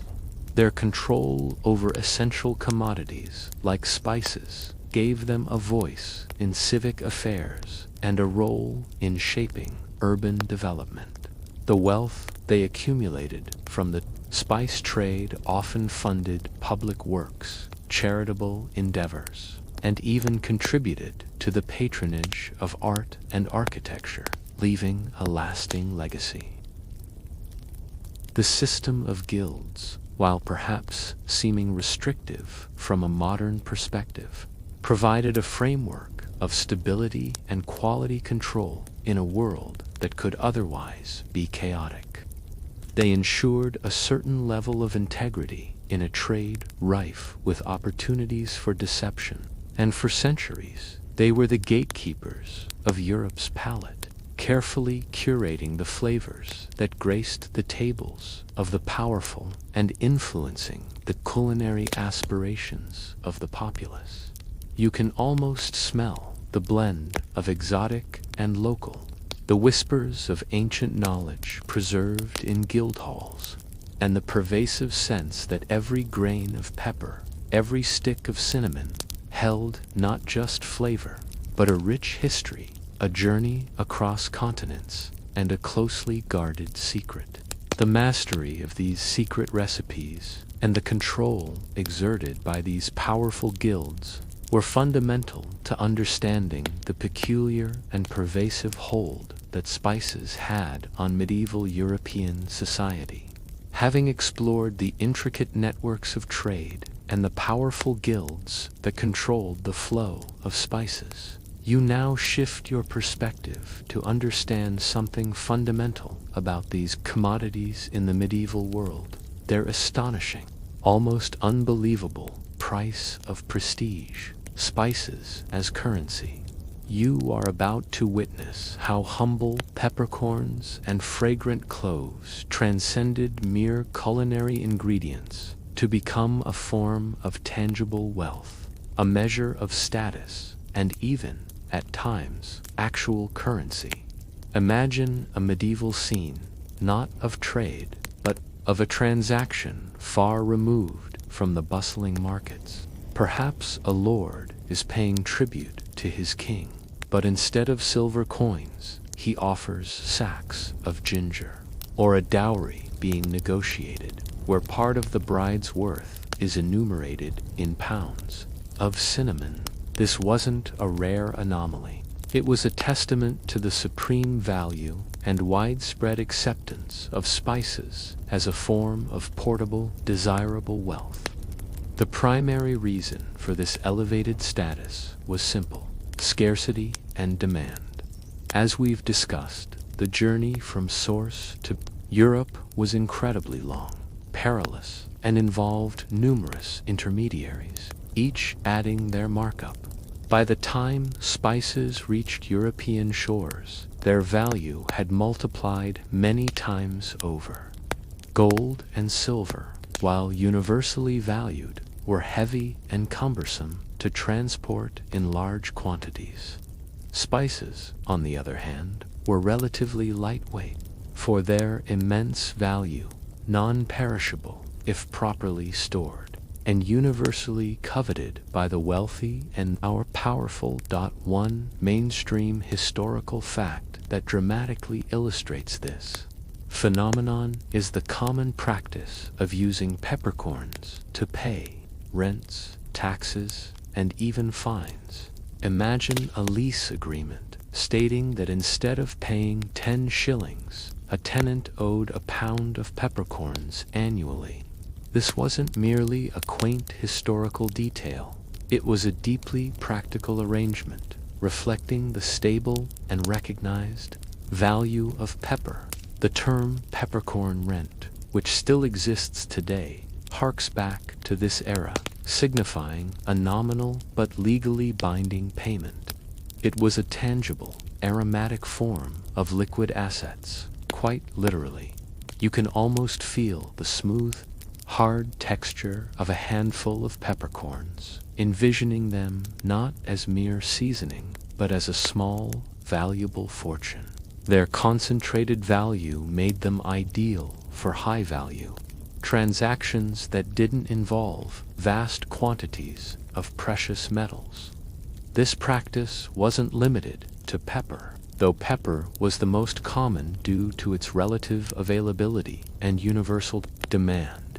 Other rare and highly valued spices like saffron, cloves, and nutmeg could also be used in similar ways for even larger, more prestigious payments.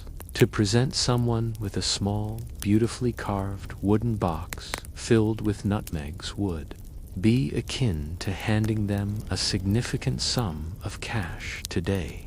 Now, for a quirky or fringe tidbit that truly highlights the bizarre lengths to which this value extended, there are tales, perhaps exaggerated but rooted in truth, of small quantities of rare spices being pilfered by servants from noble kitchens.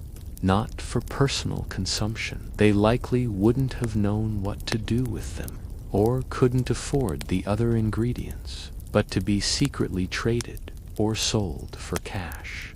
Imagine a scullery maid discreetly slipping a few precious cloves into her pocket, knowing that even those few small dried flower buds could buy her a week's worth of food or a new pair of shoes. It's the medieval equivalent of stealing handfuls of diamonds, but with a fragrant trail. This clandestine market speaks volumes about their perceived value. The use of spices as a form of payment or wealth also had a psychological impact. They were tangible, beautiful, and carried the exotic allure of distant lands. Possessing spices was a clear demonstration of your connection to the wider world, your wealth, and your refined taste. It was an edible status symbol, far more potent than simply wearing fine clothes, because it engaged the senses in a profound way. Consider a nobleman's feast. The presence of richly spiced dishes wasn't just a culinary delight, it was a strategic display. It communicated to guests, allies, and rivals alike that the host commanded significant resources and influence.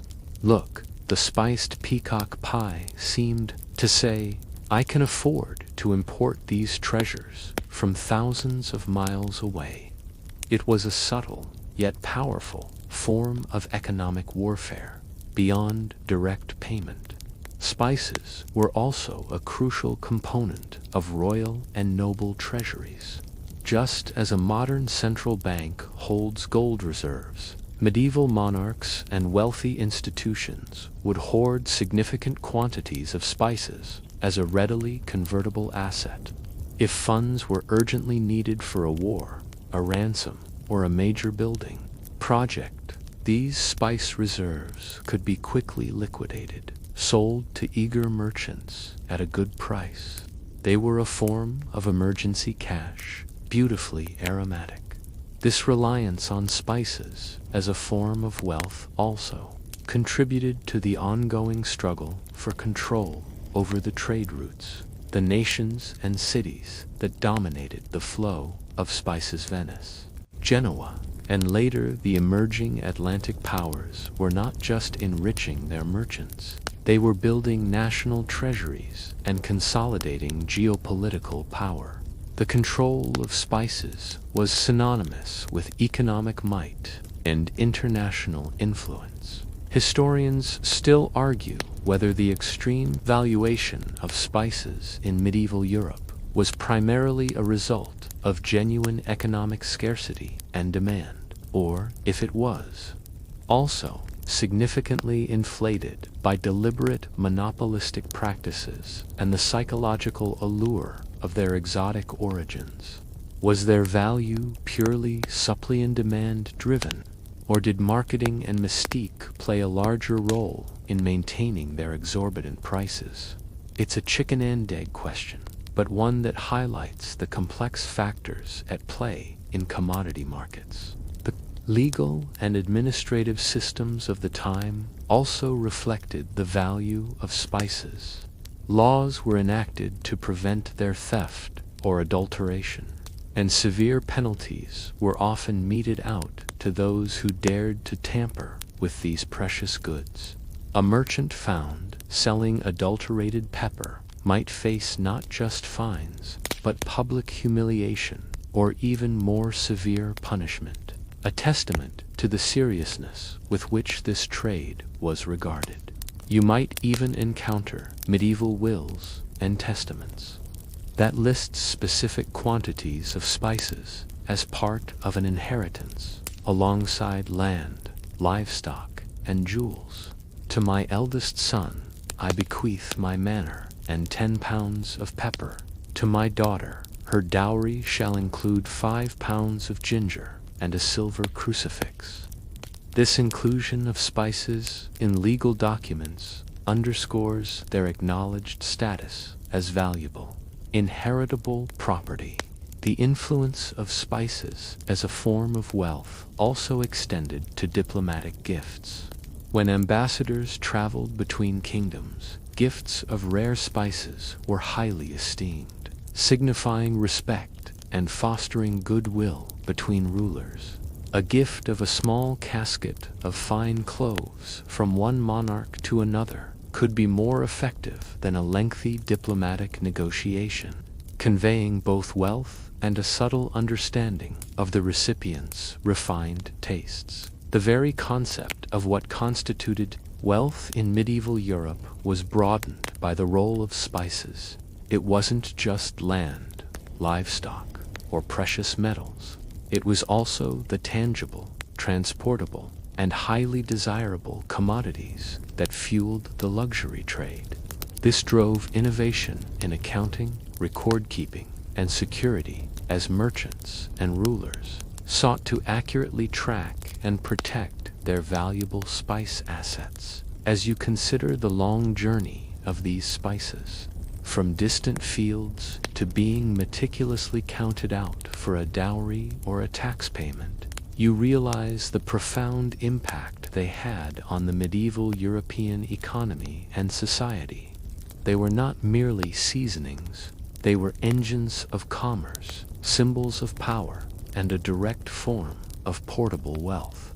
Their fragrance carried the scent of ambition, prestige, and financial might. The insatiable demand for spices and their unique position as a form of currency would ultimately become one of the most powerful motivators for the transformations that lay ahead. It would drive the persistent efforts to find direct trade routes, to bypass the middlemen, and to unlock the direct source of this immense wealth. The desire to cut out the peppercorn rent paid to intermediaries would soon compel daring voyages into the unknown. For now, however, you can still hear the quiet clink of peppercorns being weighed on a merchant's scale, each tiny sphere holding a disproportionate amount of economic power.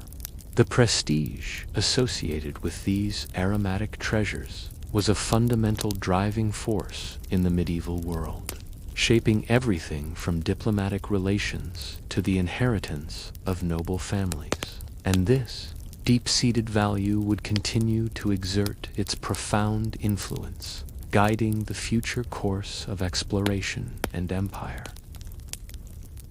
You've seen spices as culinary delights, as status symbols, and even as a form of currency.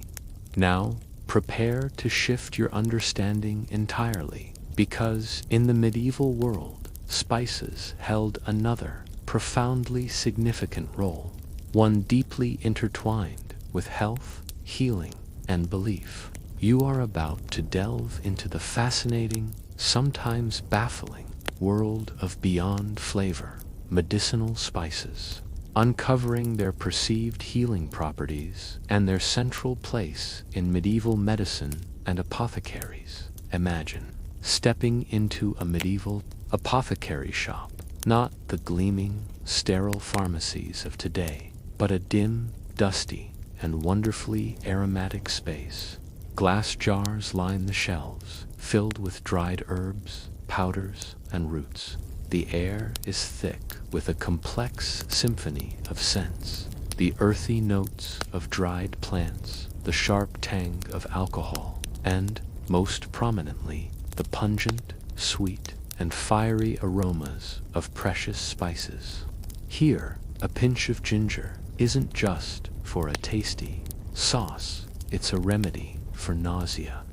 A dash of cinnamon isn't merely for pie, it's a warming agent, and a sprinkle of pepper, potentially a powerful digestive aid.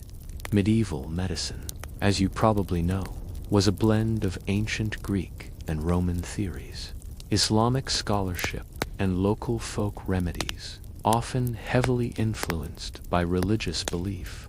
The dominant medical theory was that of the four humors: blood, phlegm, yellow bile, and black bile, Health was believed to be a state of balance between these humors, and illness was a result of imbalance. Everything, including food and spices, was categorized as hot, cold, wet, or dry, and used to restore equilibrium. Spices, particularly those from warm, distant lands, were almost universally categorized as hot and dry. This inherent hotness made them invaluable in treating conditions believed to be caused by an excess of cold or wet humors. Think of a medieval physician diagnosing a patient with a cold, damp illness. His immediate thought might be to prescribe a generous dose of warming, drying spices. One mainstream historical fact that showcases the medical reliance on spices is their omnipresence in medieval pharmacopoeias and medical treatises. Texts like the Tachinum Sanitatis, a medieval handbook on wellness, and various herbals detailed the specific medicinal properties of numerous spices. Pepper was prescribed for digestive issues, coughs, and even toothaches. Ginger was a common remedy for nausea and as a general warming agent, particularly for chills. Cloves were used for their analgesic properties, especially for tooth pain. Nutmeg was believed to aid digestion and promote sleep. Saffron, often the most expensive spice, was valued as a mood enhancer and a restorative. You can almost see a medieval physician perhaps consulting a worn manuscript. This was serious medicine, based on centuries of accepted wisdom.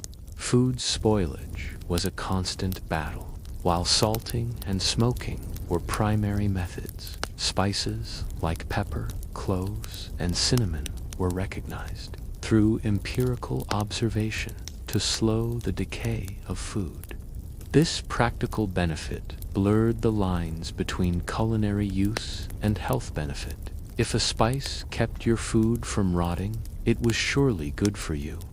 Now, for a quirky or fringe tidbit that highlights the more superstitious or symbolic uses of spices. Some medieval beliefs held that certain strong-smelling spices, particularly frankincense and myrrh, often used as incense, but also as medicinal ingredients, could ward off evil spirits, plague, and other airborne diseases. Imagine a village elder burning copious amounts of frankincense during a plague outbreak, believing the aromatic smoke would purify the air and drive away the malevolent forces causing the illness. While not scientifically sound, this belief underscores the profound connection between aroma, health, and spiritual well-being in the medieval mind. It was their equivalent of a very fancy, highly aromatic air purifier, with spiritual benefits to boot. Apothecaries were the true masters of medicinal spices. They were skilled in identifying genuine spices, grinding them into powders, preparing infusions, and compounding complex remedies. Their shops were not just places of commerce, they were centers of healing and pharmaceutical knowledge. Apprentices would spend years learning the properties of each spice, understanding how to prepare them for maximum efficacy, and how to combine them safely. The high cost of spices meant that medicinal preparations containing them were often incredibly expensive, limiting their widespread use to the wealthy. A poor peasant might rely on local herbs and folk remedies, but a rich lord or lady could afford a physician who prescribed exotic, spice-based concoctions. This further cemented the association of spices with prestige and access to superior care. Spices were also used externally. Certain pungent spices were incorporated into poultices or salves to treat wounds, soothe aches, or even stimulate circulation. The stimulating heat of ginger or mustard seed, for instance, was believed to draw out illness or inflammation. You might even find them in elaborate bathing rituals, added to scented waters for their perceived therapeutic and aromatic benefits. Historians still argue whether the primary driver for the initial European demand for spices was primarily culinary, masking less than fresh food, or fundamentally medicinal, stemming from the belief in their health-giving properties.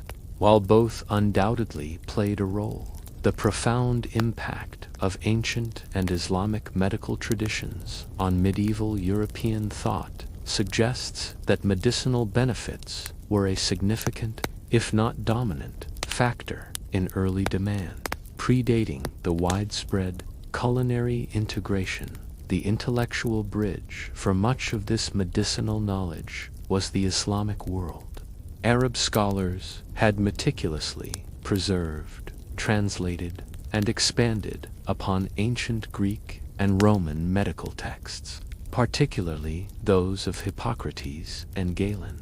They also incorporated knowledge from Indian and Persian medical traditions, which had a long history of using spices therapeutically. As Europe re-engaged with the East through the Crusades and renewed trade, influencing European physicians, and Apiot, a European scholar in a monastery, poring over a newly translated Arabic medical text, his eyes widening as he reads about the properties of a spice he has only vaguely heard of or seen used sparingly. This intellectual cross-pollination was as vital as the physical exchange of goods. Even religious practices incorporated spices for their symbolic and aromatic properties, which often intertwined with their perceived health benefits. Incense, frequently made from frankincense, myrrh, and other aromatic resins and spices, was used in church services, not just for its pleasant smell, but also to purify the air and, some believed, to ward off disease. The smoke was seen as cleansing. The ingenuity of medieval people in making the most of available resources. When food was bland, spices made it palatable. When disease-struck, spices offered a ray of hope, a tangible substance believed to possess curative powers. They were multi-purpose marvels, touching every aspect of life, from the kitchen to the sickbed. The connection between spices and health also persisted in folk remedies passed down through generations, even among those who couldn't afford a physician. A grandmother might brew a ginger tea for a child with a stomachache, or recommend chewing a clove for a toothache, drawing upon a shared empirical knowledge that had filtered down from more formal medical practices. This dual identity of spices, as both a culinary luxury and a potent medicine, solidified their indispensable role in medieval society. Their high value was not merely an affectation of the wealthy. It was rooted in deeply held beliefs about their efficacy in maintaining health and combating illness. This perception of utility, combined with their exotic origins, made them truly unique commodities as you conclude your exploration of medicinal spices. A healthy diet was a cornerstone of preventative medicine, were considered essential components of that diet. They were both delicious and powerfully therapeutic, a winning combination for any era. The demand driven by these medicinal beliefs was a significant factor in perpetuating the lucrative spice trade, even when economic conditions were challenging.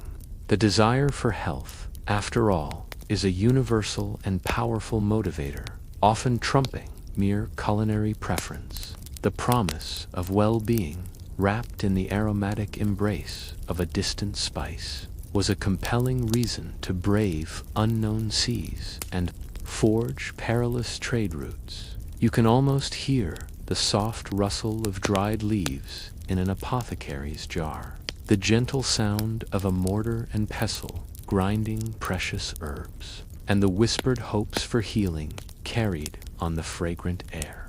The belief in the power of spices was a testament to the medieval world's understanding of their environment and cure to a life. You've seen spices as symbols of wealth, as potent medicines, and as drivers of global trade. Now, prepare your palate, because you're about to dive into the most delicious aspect of our journey, the culinary transformations, new dishes that spices inspired in medieval Europe. Beyond their prestige and perceived healing powers, spices fundamentally revolutionized how food was prepared, tasted, and presented, giving birth to a gastronomy far richer and more complex than anything that came before. Imagine a medieval kitchen, a bustling, smoky space with hearth fires roaring and servants scurrying. Before the widespread reintroduction of spices, the flavors available would have been quite limited. Think earthy grains, roasted or boiled meats, root vegetables, and perhaps some local herbs like parsley, sage, or thyme. Salt was king for preservation and basic seasoning, and certainly lacking the vibrant complexity we associate with global cuisine today. But with the steady and surging influx of Eastern spices, everything began to change. Spices were not merely added to existing dishes.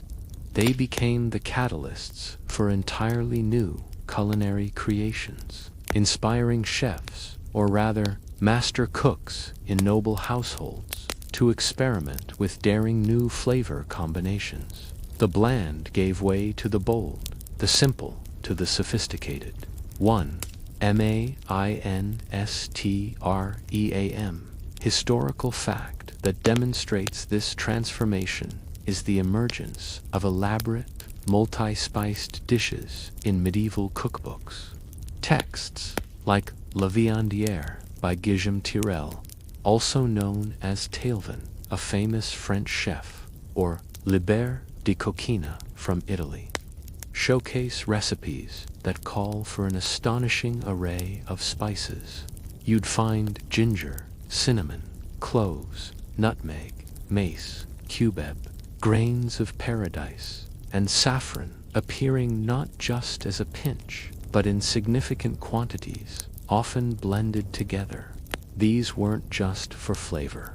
They were also for color and aroma, making a dish appeal to all senses. You can almost smell the rich, complex aroma wafting from a roasting spit in a duke's castle, perhaps a capon stuffed with a mixture of ground almonds, saffron, and ginger, or a venison stew thickened with breadcrumbs and spiced with pepper, cloves, and cinnamon. These weren't accidental additions. They were carefully designed culinary orchestrations. Consider the common medieval desire to mask the taste of meat that was perhaps not entirely fresh. Without refrigeration, this was a constant challenge. Spices, with their strong aromatic properties, were incredibly effective at this. Spices turned necessary preservation into an art form.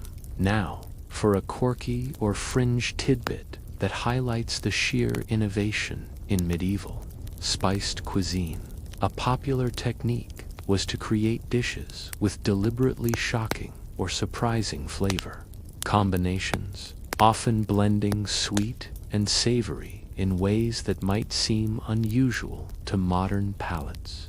Imagine a rich meat stew, savory, heavily spiced with cinnamon, ginger, and cloves, and then sweetened with sugar or honey sweet, the diners. It was a culinary Wild West where creativity sometimes bordered on the bizarre. all fueled by the endless possibilities spices presented. The use of expensive spices also allowed for elaborate culinary displays, which were a key part of aristocratic dining. Dishes were not just food, they were spectacles. A roasted swan might be redressed in its feathers and served with a golden, saffron-infused sauce.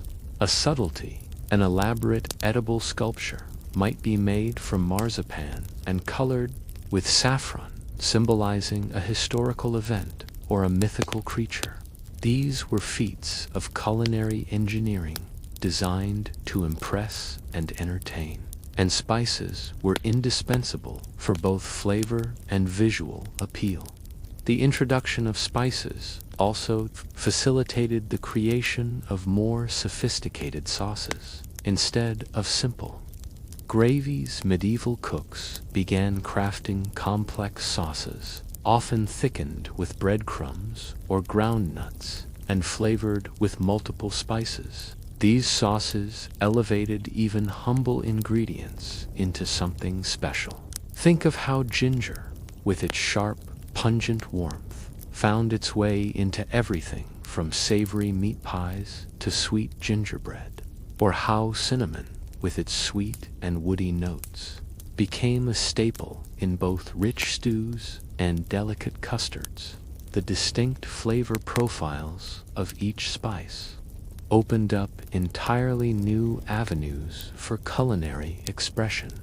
Historians still argue whether the primary motivation for the elaborate use of spices in medieval cuisine was purely aesthetic and foretaste, or if it was predominantly a display of wealth and status, with flavor being secondary. Did they truly love the taste of copious amounts of pepper and cinnamon in their meat, or were they just showing off that they could afford it? It's a debate that highlights the complex interplay of cultural, economic, and sensory factors in historical foodways. The shift in culinary preferences driven by spices had ripple effects. It led to an increased demand for refined sugars, often imported alongside spices, as many spice-laden recipes balanced their strong flavors with sweetness. It also encouraged experimentation with new cooking techniques, as chefs learned how to best infuse and incorporate these precious ingredients. The role of specific spices varied. Cinnamon and cloves brought warmth and sweetness, often paired with roasted meats or in desserts. Nutmeg and mace, from the same plant, were prized for their subtle, musky notes, especially in creamy dishes or baked goods.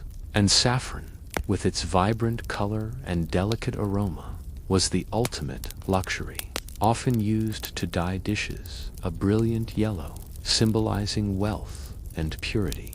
You might observe the cook in a grand manor house, meticulously grinding spices with a mortar and pestle. Each fragrant powder is then carefully added to a simmering pot, transforming a simple broth into a rich, complex consomme, or a piece of bland fish into an exotic delight.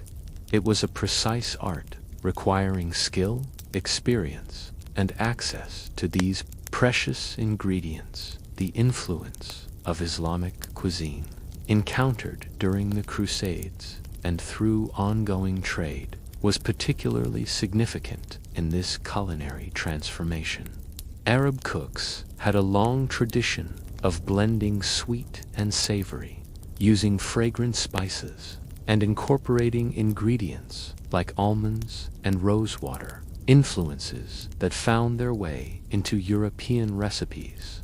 The idea of adding fruit to savory dishes, for instance, a common practice in medieval European aristocratic cuisine, likely owes much to these Eastern influences. The very act of dining in a wealthy medieval household became an experience designed to stimulate all the senses. The sight of colorful, artfully presented dishes, the aromatic cloud of spices that filled the dining hall, the rich, complex flavors on the palate, the murmuring sounds of enjoyment all contributed to a multi-sensory spectacle. Spices were central to creating this immersive experience. This culinary revolution was not, of course, democratic. For the vast majority of the population, spices remained an unattainable luxury. But the aspirational nature of spiced cuisine was profound. Even if you couldn't afford a whole roast swan with saffron sauce, exotic ingredients, the constant demand for spices, fueled by these culinary ambitions, further propelled the merchant empires of Venice and Genoa. Every new recipe, every grand feast, contributed to the insatiable appetite that kept the spice. Ships sailing and the prices soaring, the pursuit of gastronomic delight became a powerful economic driver. As the Middle Ages gave way to the Renaissance, this love affair with spices only intensified. Cooks became more innovative, recipes more elaborate, the desire for new flavors and the prestige associated with them continued to shape European culinary identity, leading to increasingly refined techniques and an even wider array of spiced dishes. You can almost taste the sharp tang of ginger in a medieval fruit tart, the warm embrace of cinnamon in a roasted fowl, or the delicate floral notes of saffron in a sweet custard. These weren't just new dishes. They were culinary milestones, born from a confluence of global trade, cultural exchange, and an insatiable human desire for flavor and status. The spice trade didn't just enrich coffers, it enriched the very act of eating, forever changing the palate of a continent. The tantalizing aromas of spiced dishes, once confined to the tables of the elite, slowly began to stir a different kind of hunger across Europe. You feel a growing restlessness, a sense that the established order, where Venice and Genoa held the keys to the spice kingdom, couldn't last forever. The exorbitant prices, the endless layers of middlemen, and the constant power struggles fueled an audacious idea. What if you could bypass them all? This potent question ignited what history would call the Age of Exploration's spicy quest, a period where the pursuit of direct access to spices reshaped the map of the world. Imagine, for a moment, being a burgeoning European monarch or a savvy merchant in the late 14th or early 15th century. You're watching Venetian galleys, laden with precious cargo, dock in your ports, knowing that every peppercorn has passed through multiple hands, each taking a hefty profit. The frustration is palpable. The desire to cut out the middleman, whether Arab traders, Mamluk sultans, or Venetian merchants, became an obsession. This wasn't just about economic efficiency. It was about national pride, strategic advantage, and the dream of untold riches. The trigger for this intensified quest was multifaceted. The fall of Constantinople to the Ottoman Turks in 1453 sent shockwaves through Europe. While the Ottomans initially allowed some trade to continue, the shift in power created uncertainty and raised fears of increased tolls or outright blockades. European powers, particularly those on the Atlantic seaboard, like Portugal and Spain, saw this as a critical moment. They realized that relying on overland routes through potentially hostile territories was a precarious business. The sea, vast and unknown as it was, began to look like the most promising alternative. One mainstream historical fact that encapsulates this shifting. Ambition is the unwavering focus on finding an all-water route to the Indies. This wasn't a whimsical idea. It was a strategic imperative. If a nation could sail directly to the source of spices, the fabled Spice Islands, the Moluccas, India, and Southeast Asia, they would gain an unparalleled advantage, breaking the Venetian Mamluk monopoly and bringing unprecedented wealth directly to their own treasuries. This single-minded objective drove centuries of exploration and technological advancement. You can almost feel the salt spray on your face as you peer over the bow of a small, sturdy caravel sailing into the uncharted expanse of the Atlantic. The risks were immense. Unknown currents, savage storms, disease, starvation, and the terrifying possibility of simply sailing off the edge of the known world. But the potential rewards, barrels brimming with pepper and cloves, outweighed these fears. Portugal, an early leader in maritime exploration, began methodically probing the African coast. Prince Henry the Navigator, though he never sailed himself, became a patron of these voyages, driven by a blend of religious fervor to outflank Muslim powers, scientific curiosity, and, most powerfully, the relentless pursuit of direct access to the gold and spice trades. The Portuguese pushed southward, inch by agonizing inch, charting coastlines, establishing trading posts, and gradually overcoming the formidable challenges of sailing around the vast African continent.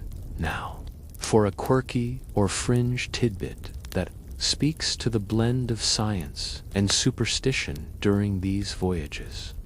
Medieval cartographers and sailors often embellished their maps with fantastical creatures, sea monsters, gigantic whirlpools, and even mythical islands in the uncharted waters.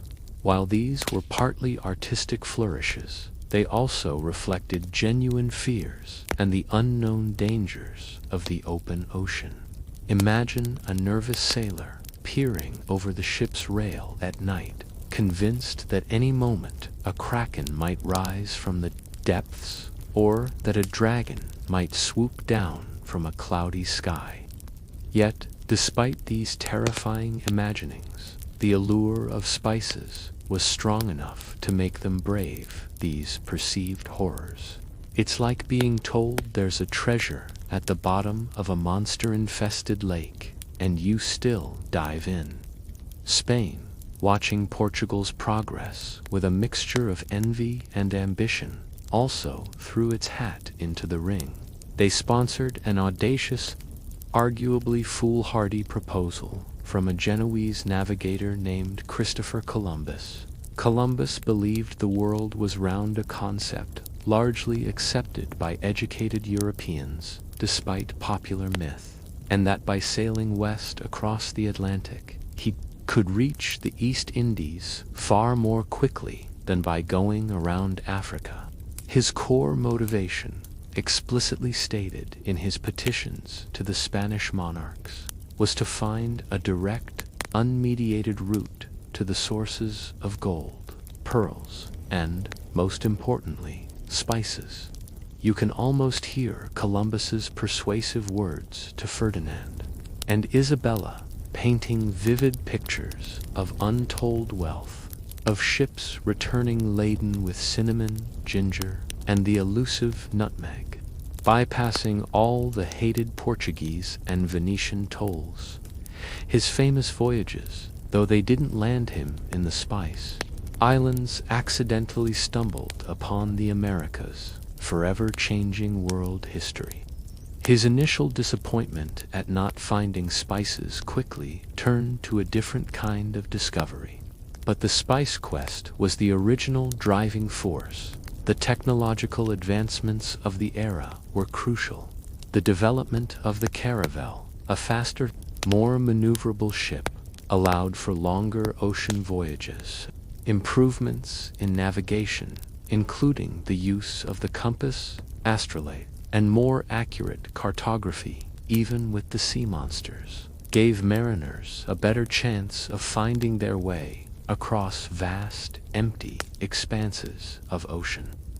These were the tools that made the spice quest physically possible. Historians still argue whether the religious zeal to spread Christianity was genuinely as powerful a motivator for these voyages as the economic desire for spices and gold, or if it was often used as a convenient justification for purely mercantile ambitions. Did Columbus truly believe he was on a divine mission, or was he primarily a shrewd businessman, driven by the prospect of immense wealth from spices? The truth, as often happens, likely lies in a complex interplay of both, where piety and profit often sailed hand-in-hand. The rivalry between Portugal and Spain for global dominance, particularly over access to these new trade routes, became incredibly intense. They even appealed to the Pope to divide the world between them with the Treaty of Tordesillas in 1494, drawing an imaginary line down the Atlantic. Any lands and potential spice routes found to the east of the line would belong to Portugal, and to the west to Spain. It was an audacious attempt to carve up the world before they even fully knew what was in it. All driven by the promise of exotic goods, the stakes were unbelievably high. For the nations that succeeded in establishing direct spice routes, the rewards would be monumental: vast wealth for the crown, power over rival nations, and a direct pipeline to the most coveted commodities on earth. For those that failed, it meant continued reliance on the costly and unpredictable existing networks, and a diminished role on the global stage. The initial success of these voyages wasn't always immediate or easy. Early Portuguese expeditions often returned with limited quantities of spices, but the proof of concept was there. A direct sea route was possible. Each successful return, however small the cargo, fueled further investment and renewed determination. You might imagine the excitement in Lisbon as a Portuguese caravel, battered but triumphant, finally sails into the harbor, its crew weary but jubilant, bearing samples of pepper or ginger from distant shores. The news would spread like wildfire, igniting dreams of untold riches and propelling further expeditions. This relentless quest for spices also spurred advances in geographical knowledge. As explorers pushed into unknown waters, they meticulously charted coastlines, discovered new islands, and gradually filled in the blanks on the world map. The spice trade was literally redrawing the boundaries of human understanding. The age of exploration was not just about the grand voyages of famous individuals. It was a massive, collective endeavor involving countless sailors, shipbuilders, cartographers, financiers, and laborers. It was a monumental investment of resources, lives, and courage, all ultimately aimed at satisfying Europe's burgeoning appetite for exotic flavors and the vast wealth they represented. The eventual success of these voyages would fundamentally alter the global balance of power, diminishing the influence of the Italian maritime republics and ushering in an era of Atlantic-focused empires. The old routes, controlled by Venice and Genoa, would gradually become less relevant as new, direct arteries of trade were established across the oceans for the nations of Europe. The quest for spices was a gamble of epic proportions. The resources poured into these voyages were immense. the risks terrifying, but the potential payoff, direct access to the source of the most valuable commodities on Earth, was simply too alluring to ignore. It was a race against time, against rivals, and against the unknown, all to satisfy a craving born from a few small, fragrant seeds. You can sense the anticipation building, the shift from overland reliance to maritime ambition. The age of exploration was, at its heart, a massive, daring attempt to solve an economic problem: how to get more spices, more cheaply, and under your own control. And the audacious solutions they sought would change the world forever. You've felt the ambition driving the age of exploration, the palpable hunger for direct access to those elusive spices. Now, prepare to embark on one of the most pivotal and harrowing journeys of this era, a voyage that didn't just chart a new route, but utterly revolutionized the global spice trade, finally bypassing the long-established Venetian and Mamluk monopolies. You are about to witness Vasco da Gama's peppered passage, the epic and brutal opening of a direct sea route to India. Imagine the year 1497. Lisbon, Portugal, is abuzz with a mix of excitement and trepidation. For decades, Portuguese explorers have been meticulously inching their way down the African coast, a testament to incredible perseverance.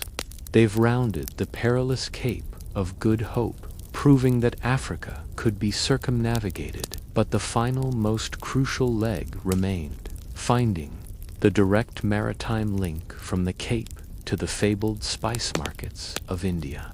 The man chosen for this monumental task is Vasco da Gama, a seasoned navigator with a reputation for both courage and ruthlessness. His fleet is small, just for ships, 2 of them custom-built for long-distance voyages, carrying about 170 men. Their cargo is not gold or precious silks, but rather trade goods, cloth, beads, bells, and trinkets, carefully selected in the hope that they would appeal to the sophisticated markets of the East. The hopes of a nation and the promise of astronomical wealth from spices weigh heavily on these modest vessels. You can almost feel the creak of the wooden hull beneath you as the ships leave the Tagus River, disappearing into the vast, unknown expanse of the Atlantic. This was no pleasure cruise. It was a journey into the profound unknown, facing treacherous currents, unpredictable weather, and the ever-present threat of scurvy, that terrifying slow-motion killer of sailors. The voyage around Africa had been proved possible, but never before had anyone attempted the immense direct leap across the Indian Ocean from the African coast to India. Da Gama's journey was characterized by immense hardship. They endured months at sea without sight of land, navigated by dead reckoning and rudimentary celestial observations. The equatorial doldrums brought agonizing delays, while violent storms threatened to tear their fragile ships apart. Scurvy ravaged the crew, its horrifying symptoms turning men into ghostly figures, their gums bleeding, their limbs swelling.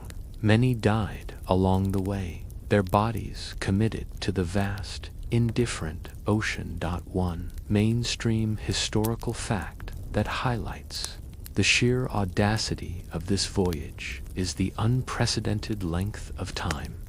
Da Gama's fleet spent out of sight of land on their initial crossing of the Indian Ocean. After rounding the Cape of Good Hope and sailing up the East African coast, they launched themselves across the vast ocean from Malindi, relying on the monsoon winds. This was a jump of thousands of miles, taking them over 3 weeks, a navigational feat of immense courage and skill for its time, and a testament to the Portuguese commitment to reaching the spice source directly. Now, for a quirky or fringe tidbit that adds to the human element of this perilous journey, the expedition's reliance on celestial navigation meant they needed to see the stars clearly. It's said that on clear nights, even the most hardened sailors would spend hours gazing at the southern constellations, searching for familiar patterns or new ones that might guide them. Imagine the profound sense of awe and terror they must have felt seeing stars never before glimpsed by European eyes, feeling utterly alone in the vast cosmic ocean. This blend of scientific pursuit and profound isolation speaks volumes about the mental fortitude required for such an endeavor. They were literally navigating by unknown lights after months of unimaginable suffering, battling the elements and disease. Da Gama's ships finally sighted land on May 20th, 1498. They had arrived in Pawtucket, modern-day Kozhikode, on the southwest coast of India, a bustling port city, a true hub of the global spice trade. The joy and relief among the surviving crew must have been overwhelming. They had done it. They had found the direct sea route to the Indies. However, the initial reception in Calicut was not quite the triumphant welcome Da Gama might have envisioned. The local ruler, the Zamorin, was wary, and the powerful Arab merchants, who had long controlled the Indian Ocean trade, were immediately hostile. They recognized the existential threat that a direct European sea route posed to their lucrative, centuries-old monopoly. They mocked the paltry European trade goods, simple cloths and trinkets, which paled in comparison to the fine silks, gold and silver that Arab and Chinese merchants brought to Calicut. You can almost hear the scorn in the voices of the Arab traders, sneering at Da Gama's offerings. What kind of gifts are these? They might have demanded. These are fit only for children, not for a great king. This initial cultural clash and commercial miscalculation highlighted the immense differences between European and Eastern markets, and the need for the Portuguese to adapt, often through force. Despite these challenges, Da Gama managed to acquire a small cargo of spices, primarily pepper and cinnamon, along with some ginger and cloves. The quantities were modest, but the symbolic victory was immense. He had established contact. He had proved the route was viable. The return journey was even more brutal than the outward one. The ships were buffeted by monsoons, and scurvy continued to take a devastating toll. Many more men perished. When Da Gama finally returned to Lisbon in 1499, after 2 years at sea, only 2 of his 4 ships and fewer than half of his original crew survived. The cost in human lives was staggering, but the strategic significance of the voyage was undeniable. The arrival of Da Gama's ships, however depleted, in Lisbon was met with delirious celebration. The small quantity of spices they brought back was enough proof. The prices they fetched, even after accounting for the immense costs and losses, were astronomical, demonstrating the incredible potential profit margins of direct trade. Portugal had, with immense bravery and suffering, broken the Venetian Mamluk stranglehold on the spice trade. Historians still argue whether the Portuguese success in establishing a direct route was primarily due to superior shipbuilding and navigation, or if it was also significantly aided by the existing knowledge and pilotage of local navigators in the Indian Ocean, whom they often coerced or hired. While Portuguese daring was undeniable, the sophisticated maritime traditions of the Indian Ocean played a crucial, though sometimes overlooked, role in their ability to reach their destinations. The immediate consequence of da Gama's success was a dramatic shift in global power. Portugal, a relatively small nation on the periphery of Europe, was suddenly poised to become a global empire fueled by the direct flow of spices. Their strategy was clear: establish a network of fortified trading posts along the African and Asian coasts, control the choke points, and monopolize the spice trade by force if necessary. You can see the strategic brilliance and the ruthlessness of this plan. The Portuguese realized that simply finding the route wasn't enough. They had to control it. This led to decades of brutal naval warfare and conquest in the Indian Ocean, as they sought to displace the Arab and Indian merchants who had dominated the trade for centuries. The impact on Venice was profound. While it took time for the full effect to be felt, the writing was on the wall. The era of their undisputed monopoly was coming to an end. The price of spices in Lisbon, though still high, was significantly lower than in Venice, and this disparity would grow over time, gradually redirecting the flow of wealth. The age of exploration, initiated by the quest for spices, was now in full swing. Da Gama's voyage wasn't just a geographical discovery. It was an economic declaration of war, shattering the old order and ushering in a new era of globalized commerce and colonial expansion. The humble peppercorn had truly set the world on a new course. The sheer courage and desperation involved in these early voyages are difficult to overstate. Imagine charting a course across thousands of miles of open ocean based on rudimentary instruments and an unwavering belief that on the other side lay unimaginable riches. The men who undertook these journeys were driven by a potent mix of faith, greed, and a profound sense of adventure. The peppered passage of Vasco da Gama stands as a testament to human perseverance and the profound economic forces that shaped the early modern world. It signaled the end of one era of trade and the violent, ambitious birth of another, one where European powers would increasingly dominate the seas and control the flow of global commodities. The quiet whisper of trade routes would soon become the roar of cannon fire, all for the taste and treasure of spices. Having witnessed Vasco da Gama's monumental peppered passage to India, you now stand at the threshold of a new, far more violent chapter in the history of spices. The age of gentle caravanserai and negotiated trade begins to fade, replaced by the relentless roar of cannons and the clash of swords.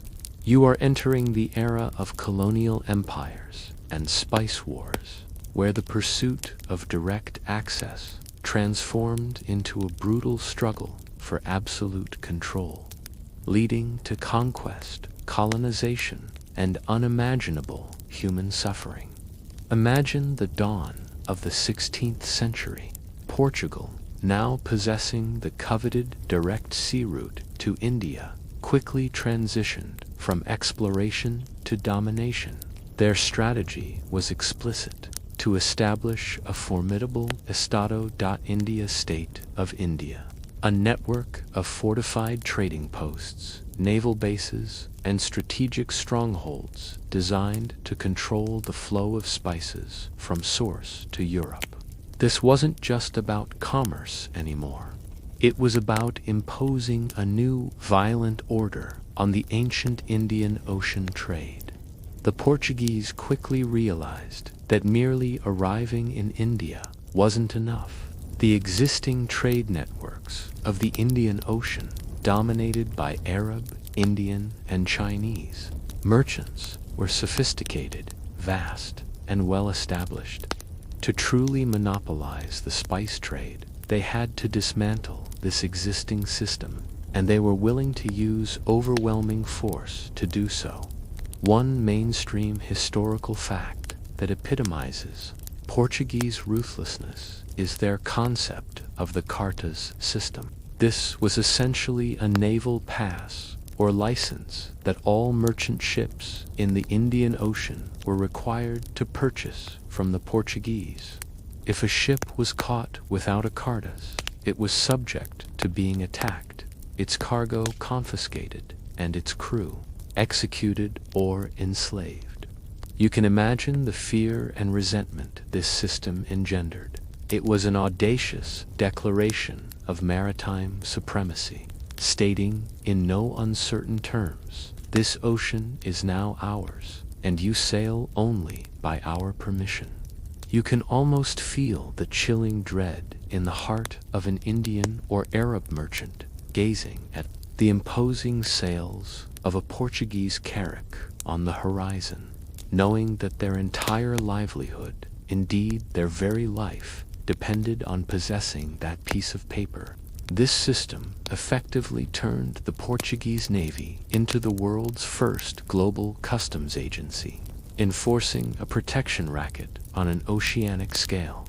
The Portuguese established key strongholds. Goa in India became their capital in the east. A heavily fortified base, Malacca, strategically located on the strait connecting the Indian Ocean to the South China Sea, gave them control over a vital choke point for trade from the Spice Islands and China.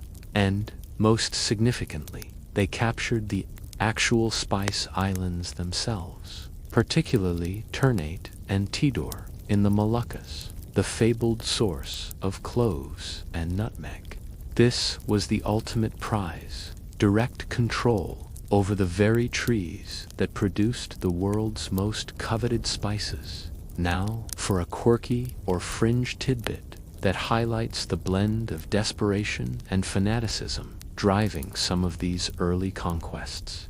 The Portuguese, deeply religious and often imbued with crusader zeal, sometimes justified their brutal actions as a continuation of the fight against infidels.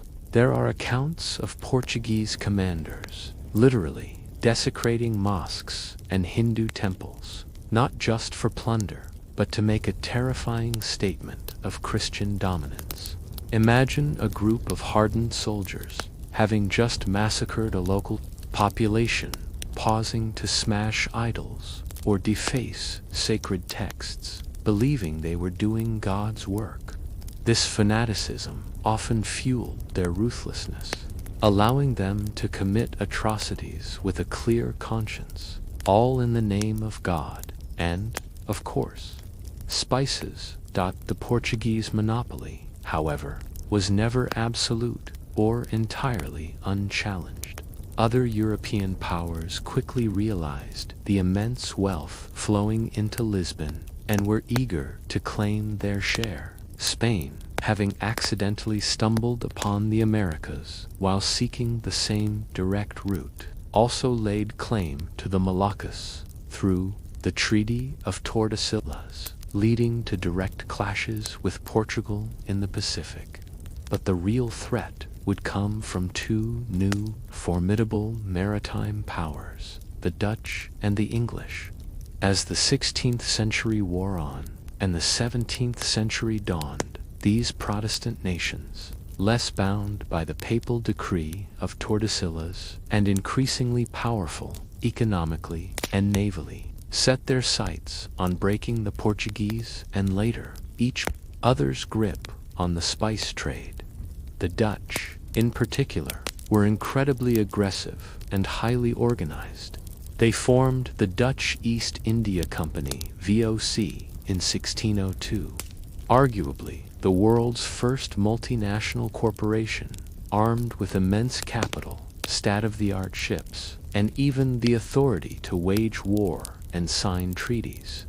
Their focus was almost singularly on seizing control of the most valuable spice-producing regions.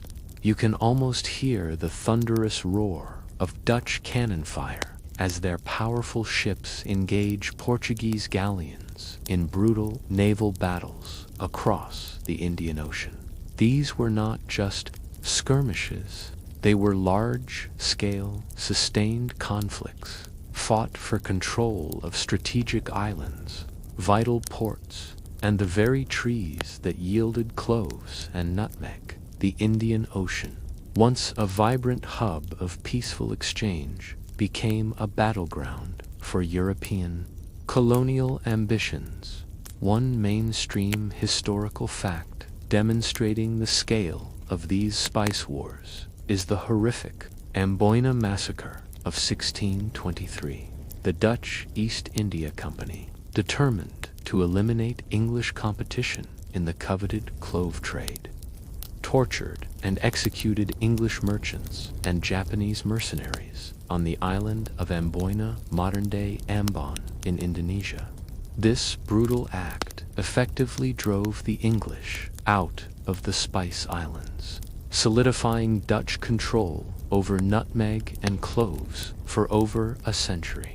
It was a stark reminder that the pursuit of spices had become a zero-sum game, played with extreme violence. The English, though initially pushed out of the Spice Islands, shifted their focus to India, laying the groundwork for what would become the British Raj. They realized that while the Moluccas offered precious spices, India offered vast quantities of pepper, textiles, and other valuable commodities, and was perhaps an easier target than the heavily fortified Dutch strongholds. Now, for a quirky or fringe tidbit about the extreme measures taken for spice control, the Dutch, in their quest to maintain an absolute monopoly over nutmeg, adopted a terrifyingly ruthless policy on the Banda Islands, the sole source of nutmeg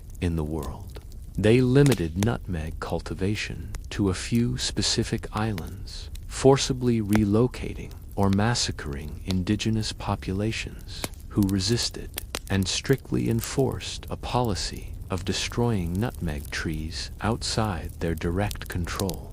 Imagine armed soldiers marching through a village, chopping down ancient spice trees, ensuring that not a single nutmeg could be grown without their permission. This level of ecological and human devastation, all for a tiny aromatic seed, illustrates the sheer brutality of these spice wars. The impact of these colonial spice wars on the indigenous populations of the spice-producing regions was catastrophic. They were caught in the crossfire, their lands seized, their traditional trade networks destroyed, and their lives brutally exploited. Massacres, enslavement, and forced labor became common as European powers sought to maximize their profits and maintain their monopolies. The fragrant spices of the East now carried the bitter scent of oppression and injustice. These wars shaped not just global trade, but global geopolitics. They led to the rise of vast colonial empires, fundamentally altering the political, economic, and social landscape of Asia, Africa, and eventually the Americas. The wealth generated from the spice trade funded European navies, armies, and grand imperial projects, accelerating the ascent of European global dominance. Historians still argue whether the long-term economic benefits derived from these brutal monopolies truly outweighed the immense human and financial costs of maintaining them. Did the vast wealth gained justify the violence and destruction, or did the relentless competition and high overheads ultimately make the spice wars a net negative for some of the colonial powers in the very long run. It's a complex economic and ethical calculus. The nature of the spice trade itself shifted dramatically. It was no longer about merchants engaging in consensual exchange. It was about imperial powers imposing their will through military might, coercing production, and dictating prices.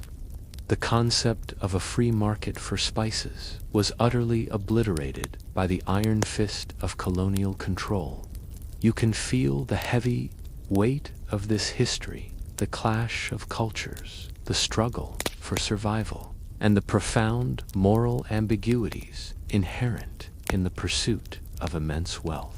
The spices, once a symbol of exotic luxury, became entangled with the brutal realities of colonialism, conquest, and the systematic exploitation of distant lands and peoples. As the 17th century progressed, the Dutch emerged as the dominant force in the Spice Islands, largely pushing out the Portuguese and the English from the most coveted sources of cloves and nutmeg.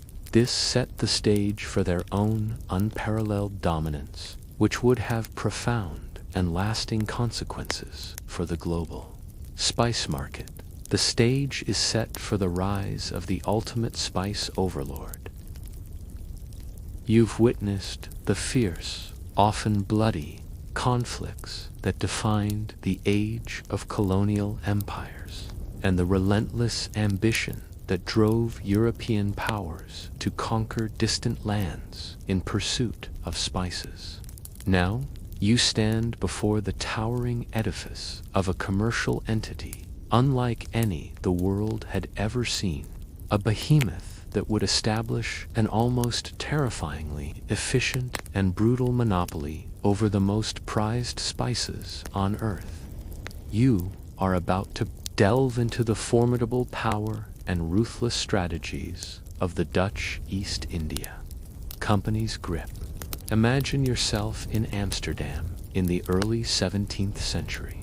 The city is a hub of financial innovation, maritime ambition, and burgeoning wealth. The Dutch, having thrown off Spanish rule, are now a formidable naval and economic power, eager to carve out their own share of global trade. They recognized the immense profits being reaped by the Portuguese from the spice trade, and they were determined not just to compete, but to utterly dominate. In 1602, the Verenigde Oostindische Company, VOC, or the Dutch East India Company, was founded. This wasn't just a trading company. It was a state within a state, granted a monopoly on all Dutch trade east of the Cape of Good Hope. The VOC possessed unprecedented powers. It could build armies, wage war, sign treaties, establish colonies, and even mint its own currency.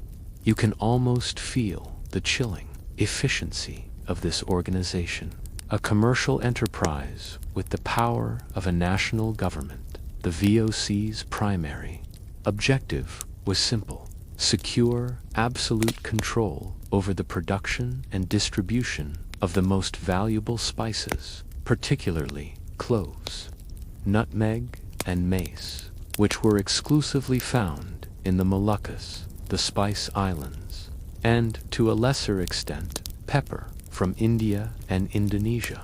They learned from the Portuguese's mistakes and refined their strategies, becoming far more systematic and ruthless in their pursuit of monopoly. One mainstream historical fact that demonstrates the VOC's formidable approach is their establishment of what amounted to an extractive colonial system. Unlike earlier trading post models, the Dutch sought to control not just the trade routes, but the actual source of the spices. This involved direct military conquest of the islands where spices grew, cultivation of spice crops exclusively for the company, They were not interested in buying from local farmers at fair market prices. They wanted to dictate production and purchase prices. You can almost hear the rhythmic thump of Dutch soldiers' boots on a remote tropical island, their muskets glinting in the humid air as they march to enforce the company's will. This wasn't about trade negotiations. It was about outright territorial control and agricultural subjugation. Their most infamous target was the Banda Islands, the sole source of nutmeg and mace. The Bandanese people had traditionally managed their own trade for centuries, but the Dutch saw them as an obstacle to their monopoly. Under the leadership of Jan Pieter Soen Cohen, one of the most ruthless VOC governors-general, the Dutch launched a brutal campaign in 1621. Now, for a quirky or fringe tidbit that reveals the meticulous, almost paranoid extent of the VOC's control. To prevent any smuggling or independent cultivation, the Dutch went to extraordinary lengths. They reportedly soaked nutmeg seeds in lime before selling them, effectively sterilizing them and ensuring they could not be planted elsewhere. Imagine a VOC agent meticulously overseeing the liming process, knowing that each treated seed was a safeguard for their multi-million-dollar monopoly. This extreme measure highlights their dedication to absolute control, extending even to the biological viability of the spice itself. The Banda Islands campaign was an act of horrific brutality. The indigenous population, who resisted Dutch control, was systematically massacred or enslaved and replaced with Dutch planters and enslaved labor from other islands. Entire communities were wiped out, all to ensure the VOC's complete dominion over nutmeg production. This event, though often overlooked in broader historical narratives, stands as a stark testament to the human cost of the spice trade. Similarly, in the clove-rich Moluccas, the Dutch implemented the extirpity policy, literally meaning extirpation or destruction. They forcibly uprooted and destroyed clove trees on islands that were not directly under their control, or on those where they wanted to limit production to maintain scarcity and drive up prices. You can almost hear the painful cracking of branches as vast groves of aromatic clove trees, cultivated for generations, are systematically felled by Dutch orders. This deliberate destruction of supply to maintain high prices was an economic strategy of chilling efficiency and environmental devastation. The VOC built an intricate network of fortified trading posts, factories, warehouses, and naval bases across Asia, from Persia to Japan. Their ships, heavily armed and impeccably organized, plied the vast ocean routes, transporting spices back to Europe and bringing goods like textiles, porcelain, and tea back on the return voyage. They operated on a scale that dwarfed any previous trading enterprise. The financial innovations of the VOC were as impressive as their military might. They were the first company to issue publicly traded stock, allowing ordinary citizens to invest and share in the immense profits and risks of their ventures. This ability to raise massive capital from a wide investor base gave them an unparalleled advantage over their rivals.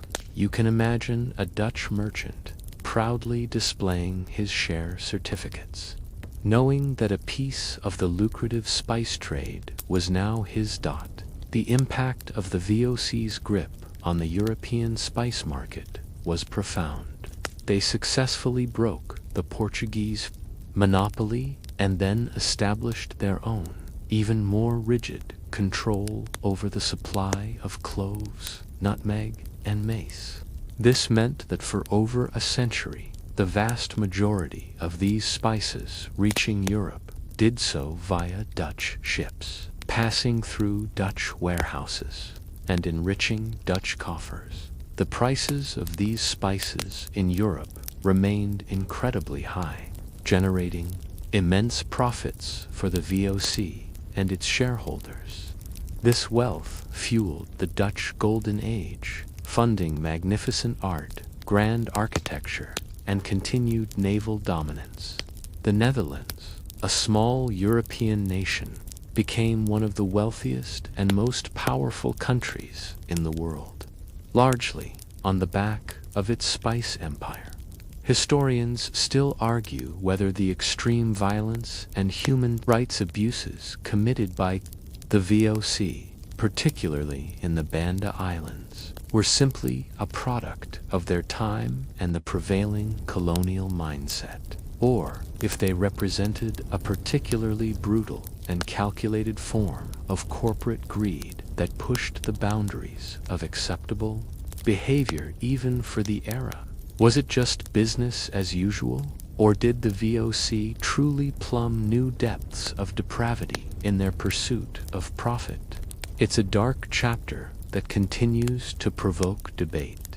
The VOC also sought to diversify its trade beyond spices, realizing the long-term risks of relying on a few commodities. They became major players in the trade of textiles from India, tea from China, and coffee from Java, establishing a truly global commercial network. But spices remained their initial and most valuable prize, the engine that drove their early expansion and accumulation of capital. Their meticulous record-keeping and administrative efficiency were legendary. VOC archives are vast, detailing every shipment, every transaction, every decree. This bureaucratic precision allowed them to manage their sprawling empire with remarkable effectiveness. From thousands of miles away in Amsterdam, you can almost visualize the grand, imposing headquarters of the VOC in Amsterdam, a hive of activity where decisions were made that impacted lives and economies across half the globe. Maps were constantly updated, ledgers meticulously balanced, and strategies devised to outmaneuver rivals and maintain an iron grip on the sources of wealth. The dominance of the Dutch East India Company truly represents the peak of European colonial control over the spice trade. They perfected the model of forced production, supply manipulation, and military enforcement to ensure their monopoly, while other nations would continue to vie for control of different spices or regions. The Dutch grip on the most valuable Moluccan spices was largely unassailable for generations. However, even the mightiest monopolies eventually faced challenges.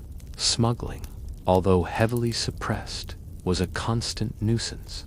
The rise of new powers and the sheer human desire for freedom and fairer trade would eventually begin to chip away at the VOC's formidable control.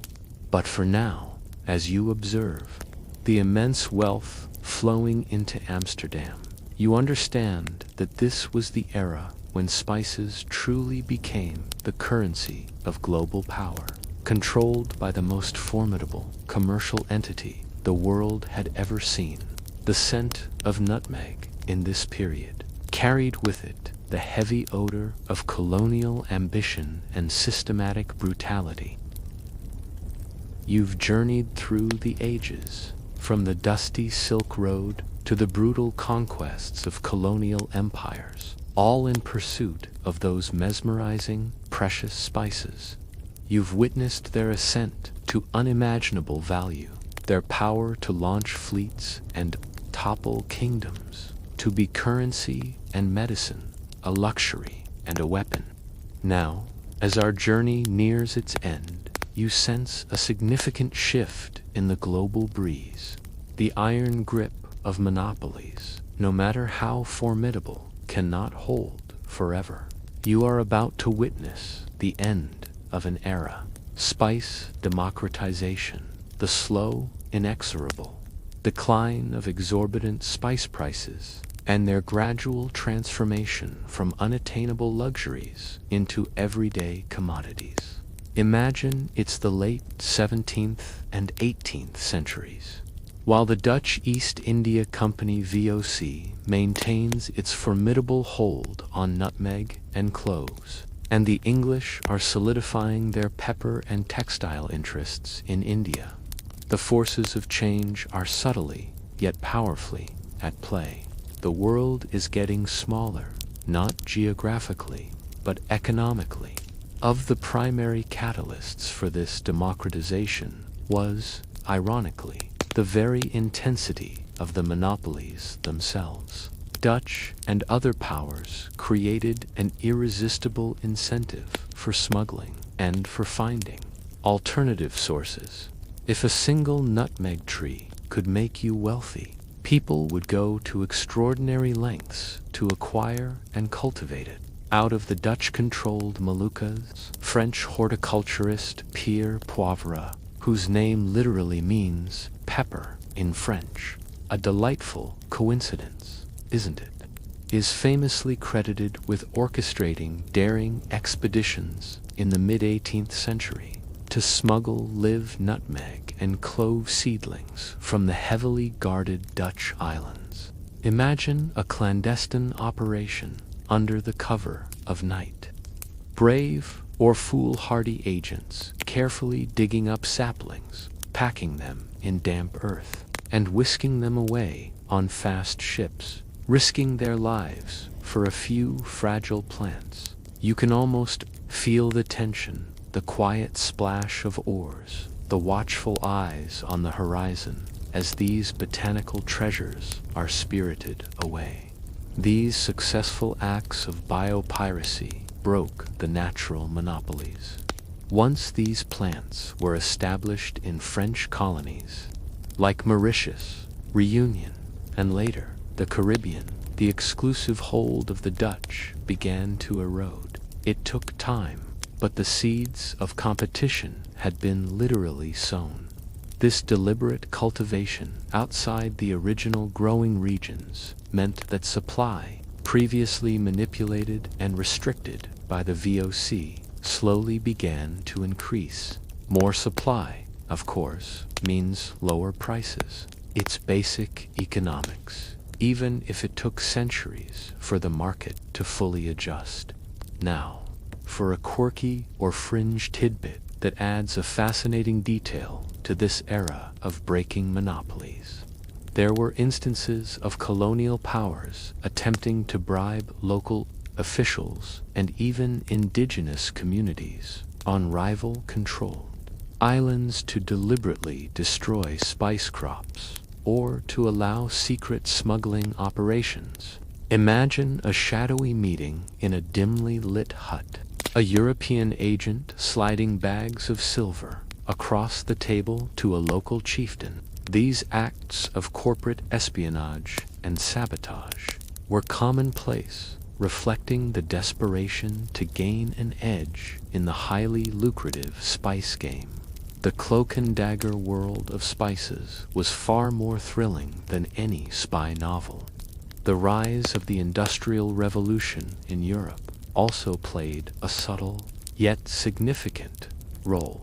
As manufacturing advanced and more goods were produced, the overall wealth of nations increased, leading to a broader middle class with more disposable income.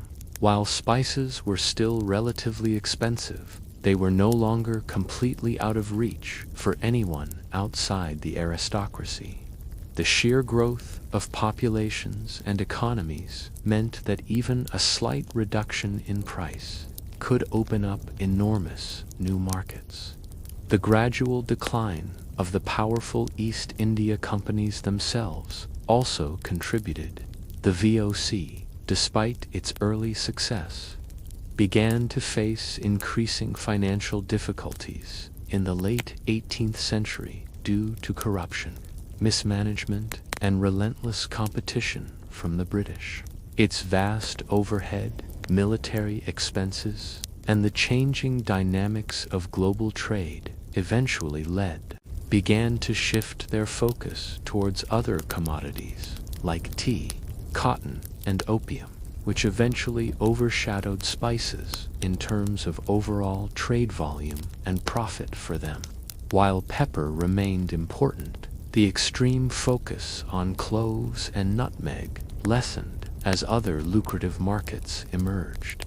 Historians still argue whether the decline of the extreme spice monopoly was primarily due to successful smuggling and cultivation elsewhere, or if it was also hastened by the inherent unsustainability of maintaining such brutal, far-flung colonial control in the face of rising global competition and the sheer cost of constant military enforcement. Was it a triumph of botanical espionage or an inevitable economic adjustment? Both factors certainly played their part in a complex web of global change. As the 19th century dawned, globalization, albeit in its nascent form, started to accelerate. Steamships would eventually reduce travel times, making global transport more efficient. New agricultural techniques allowed for higher yields. As cultivation spread to new regions, Grenada became a significant producer of nutmeg, Zanzibar of cloves. The supply diversified, further eroding the monopolistic power of any single nation or company. You can almost feel the growing ease of access, the subtle shift in pricing. No longer were spices the exclusive domain of royalty.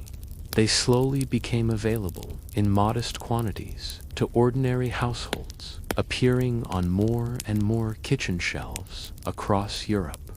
A cook in a middle-class home might now be able to afford a small tin of pepper or a tiny jar of cinnamon, not just for special occasions, but for more regular use.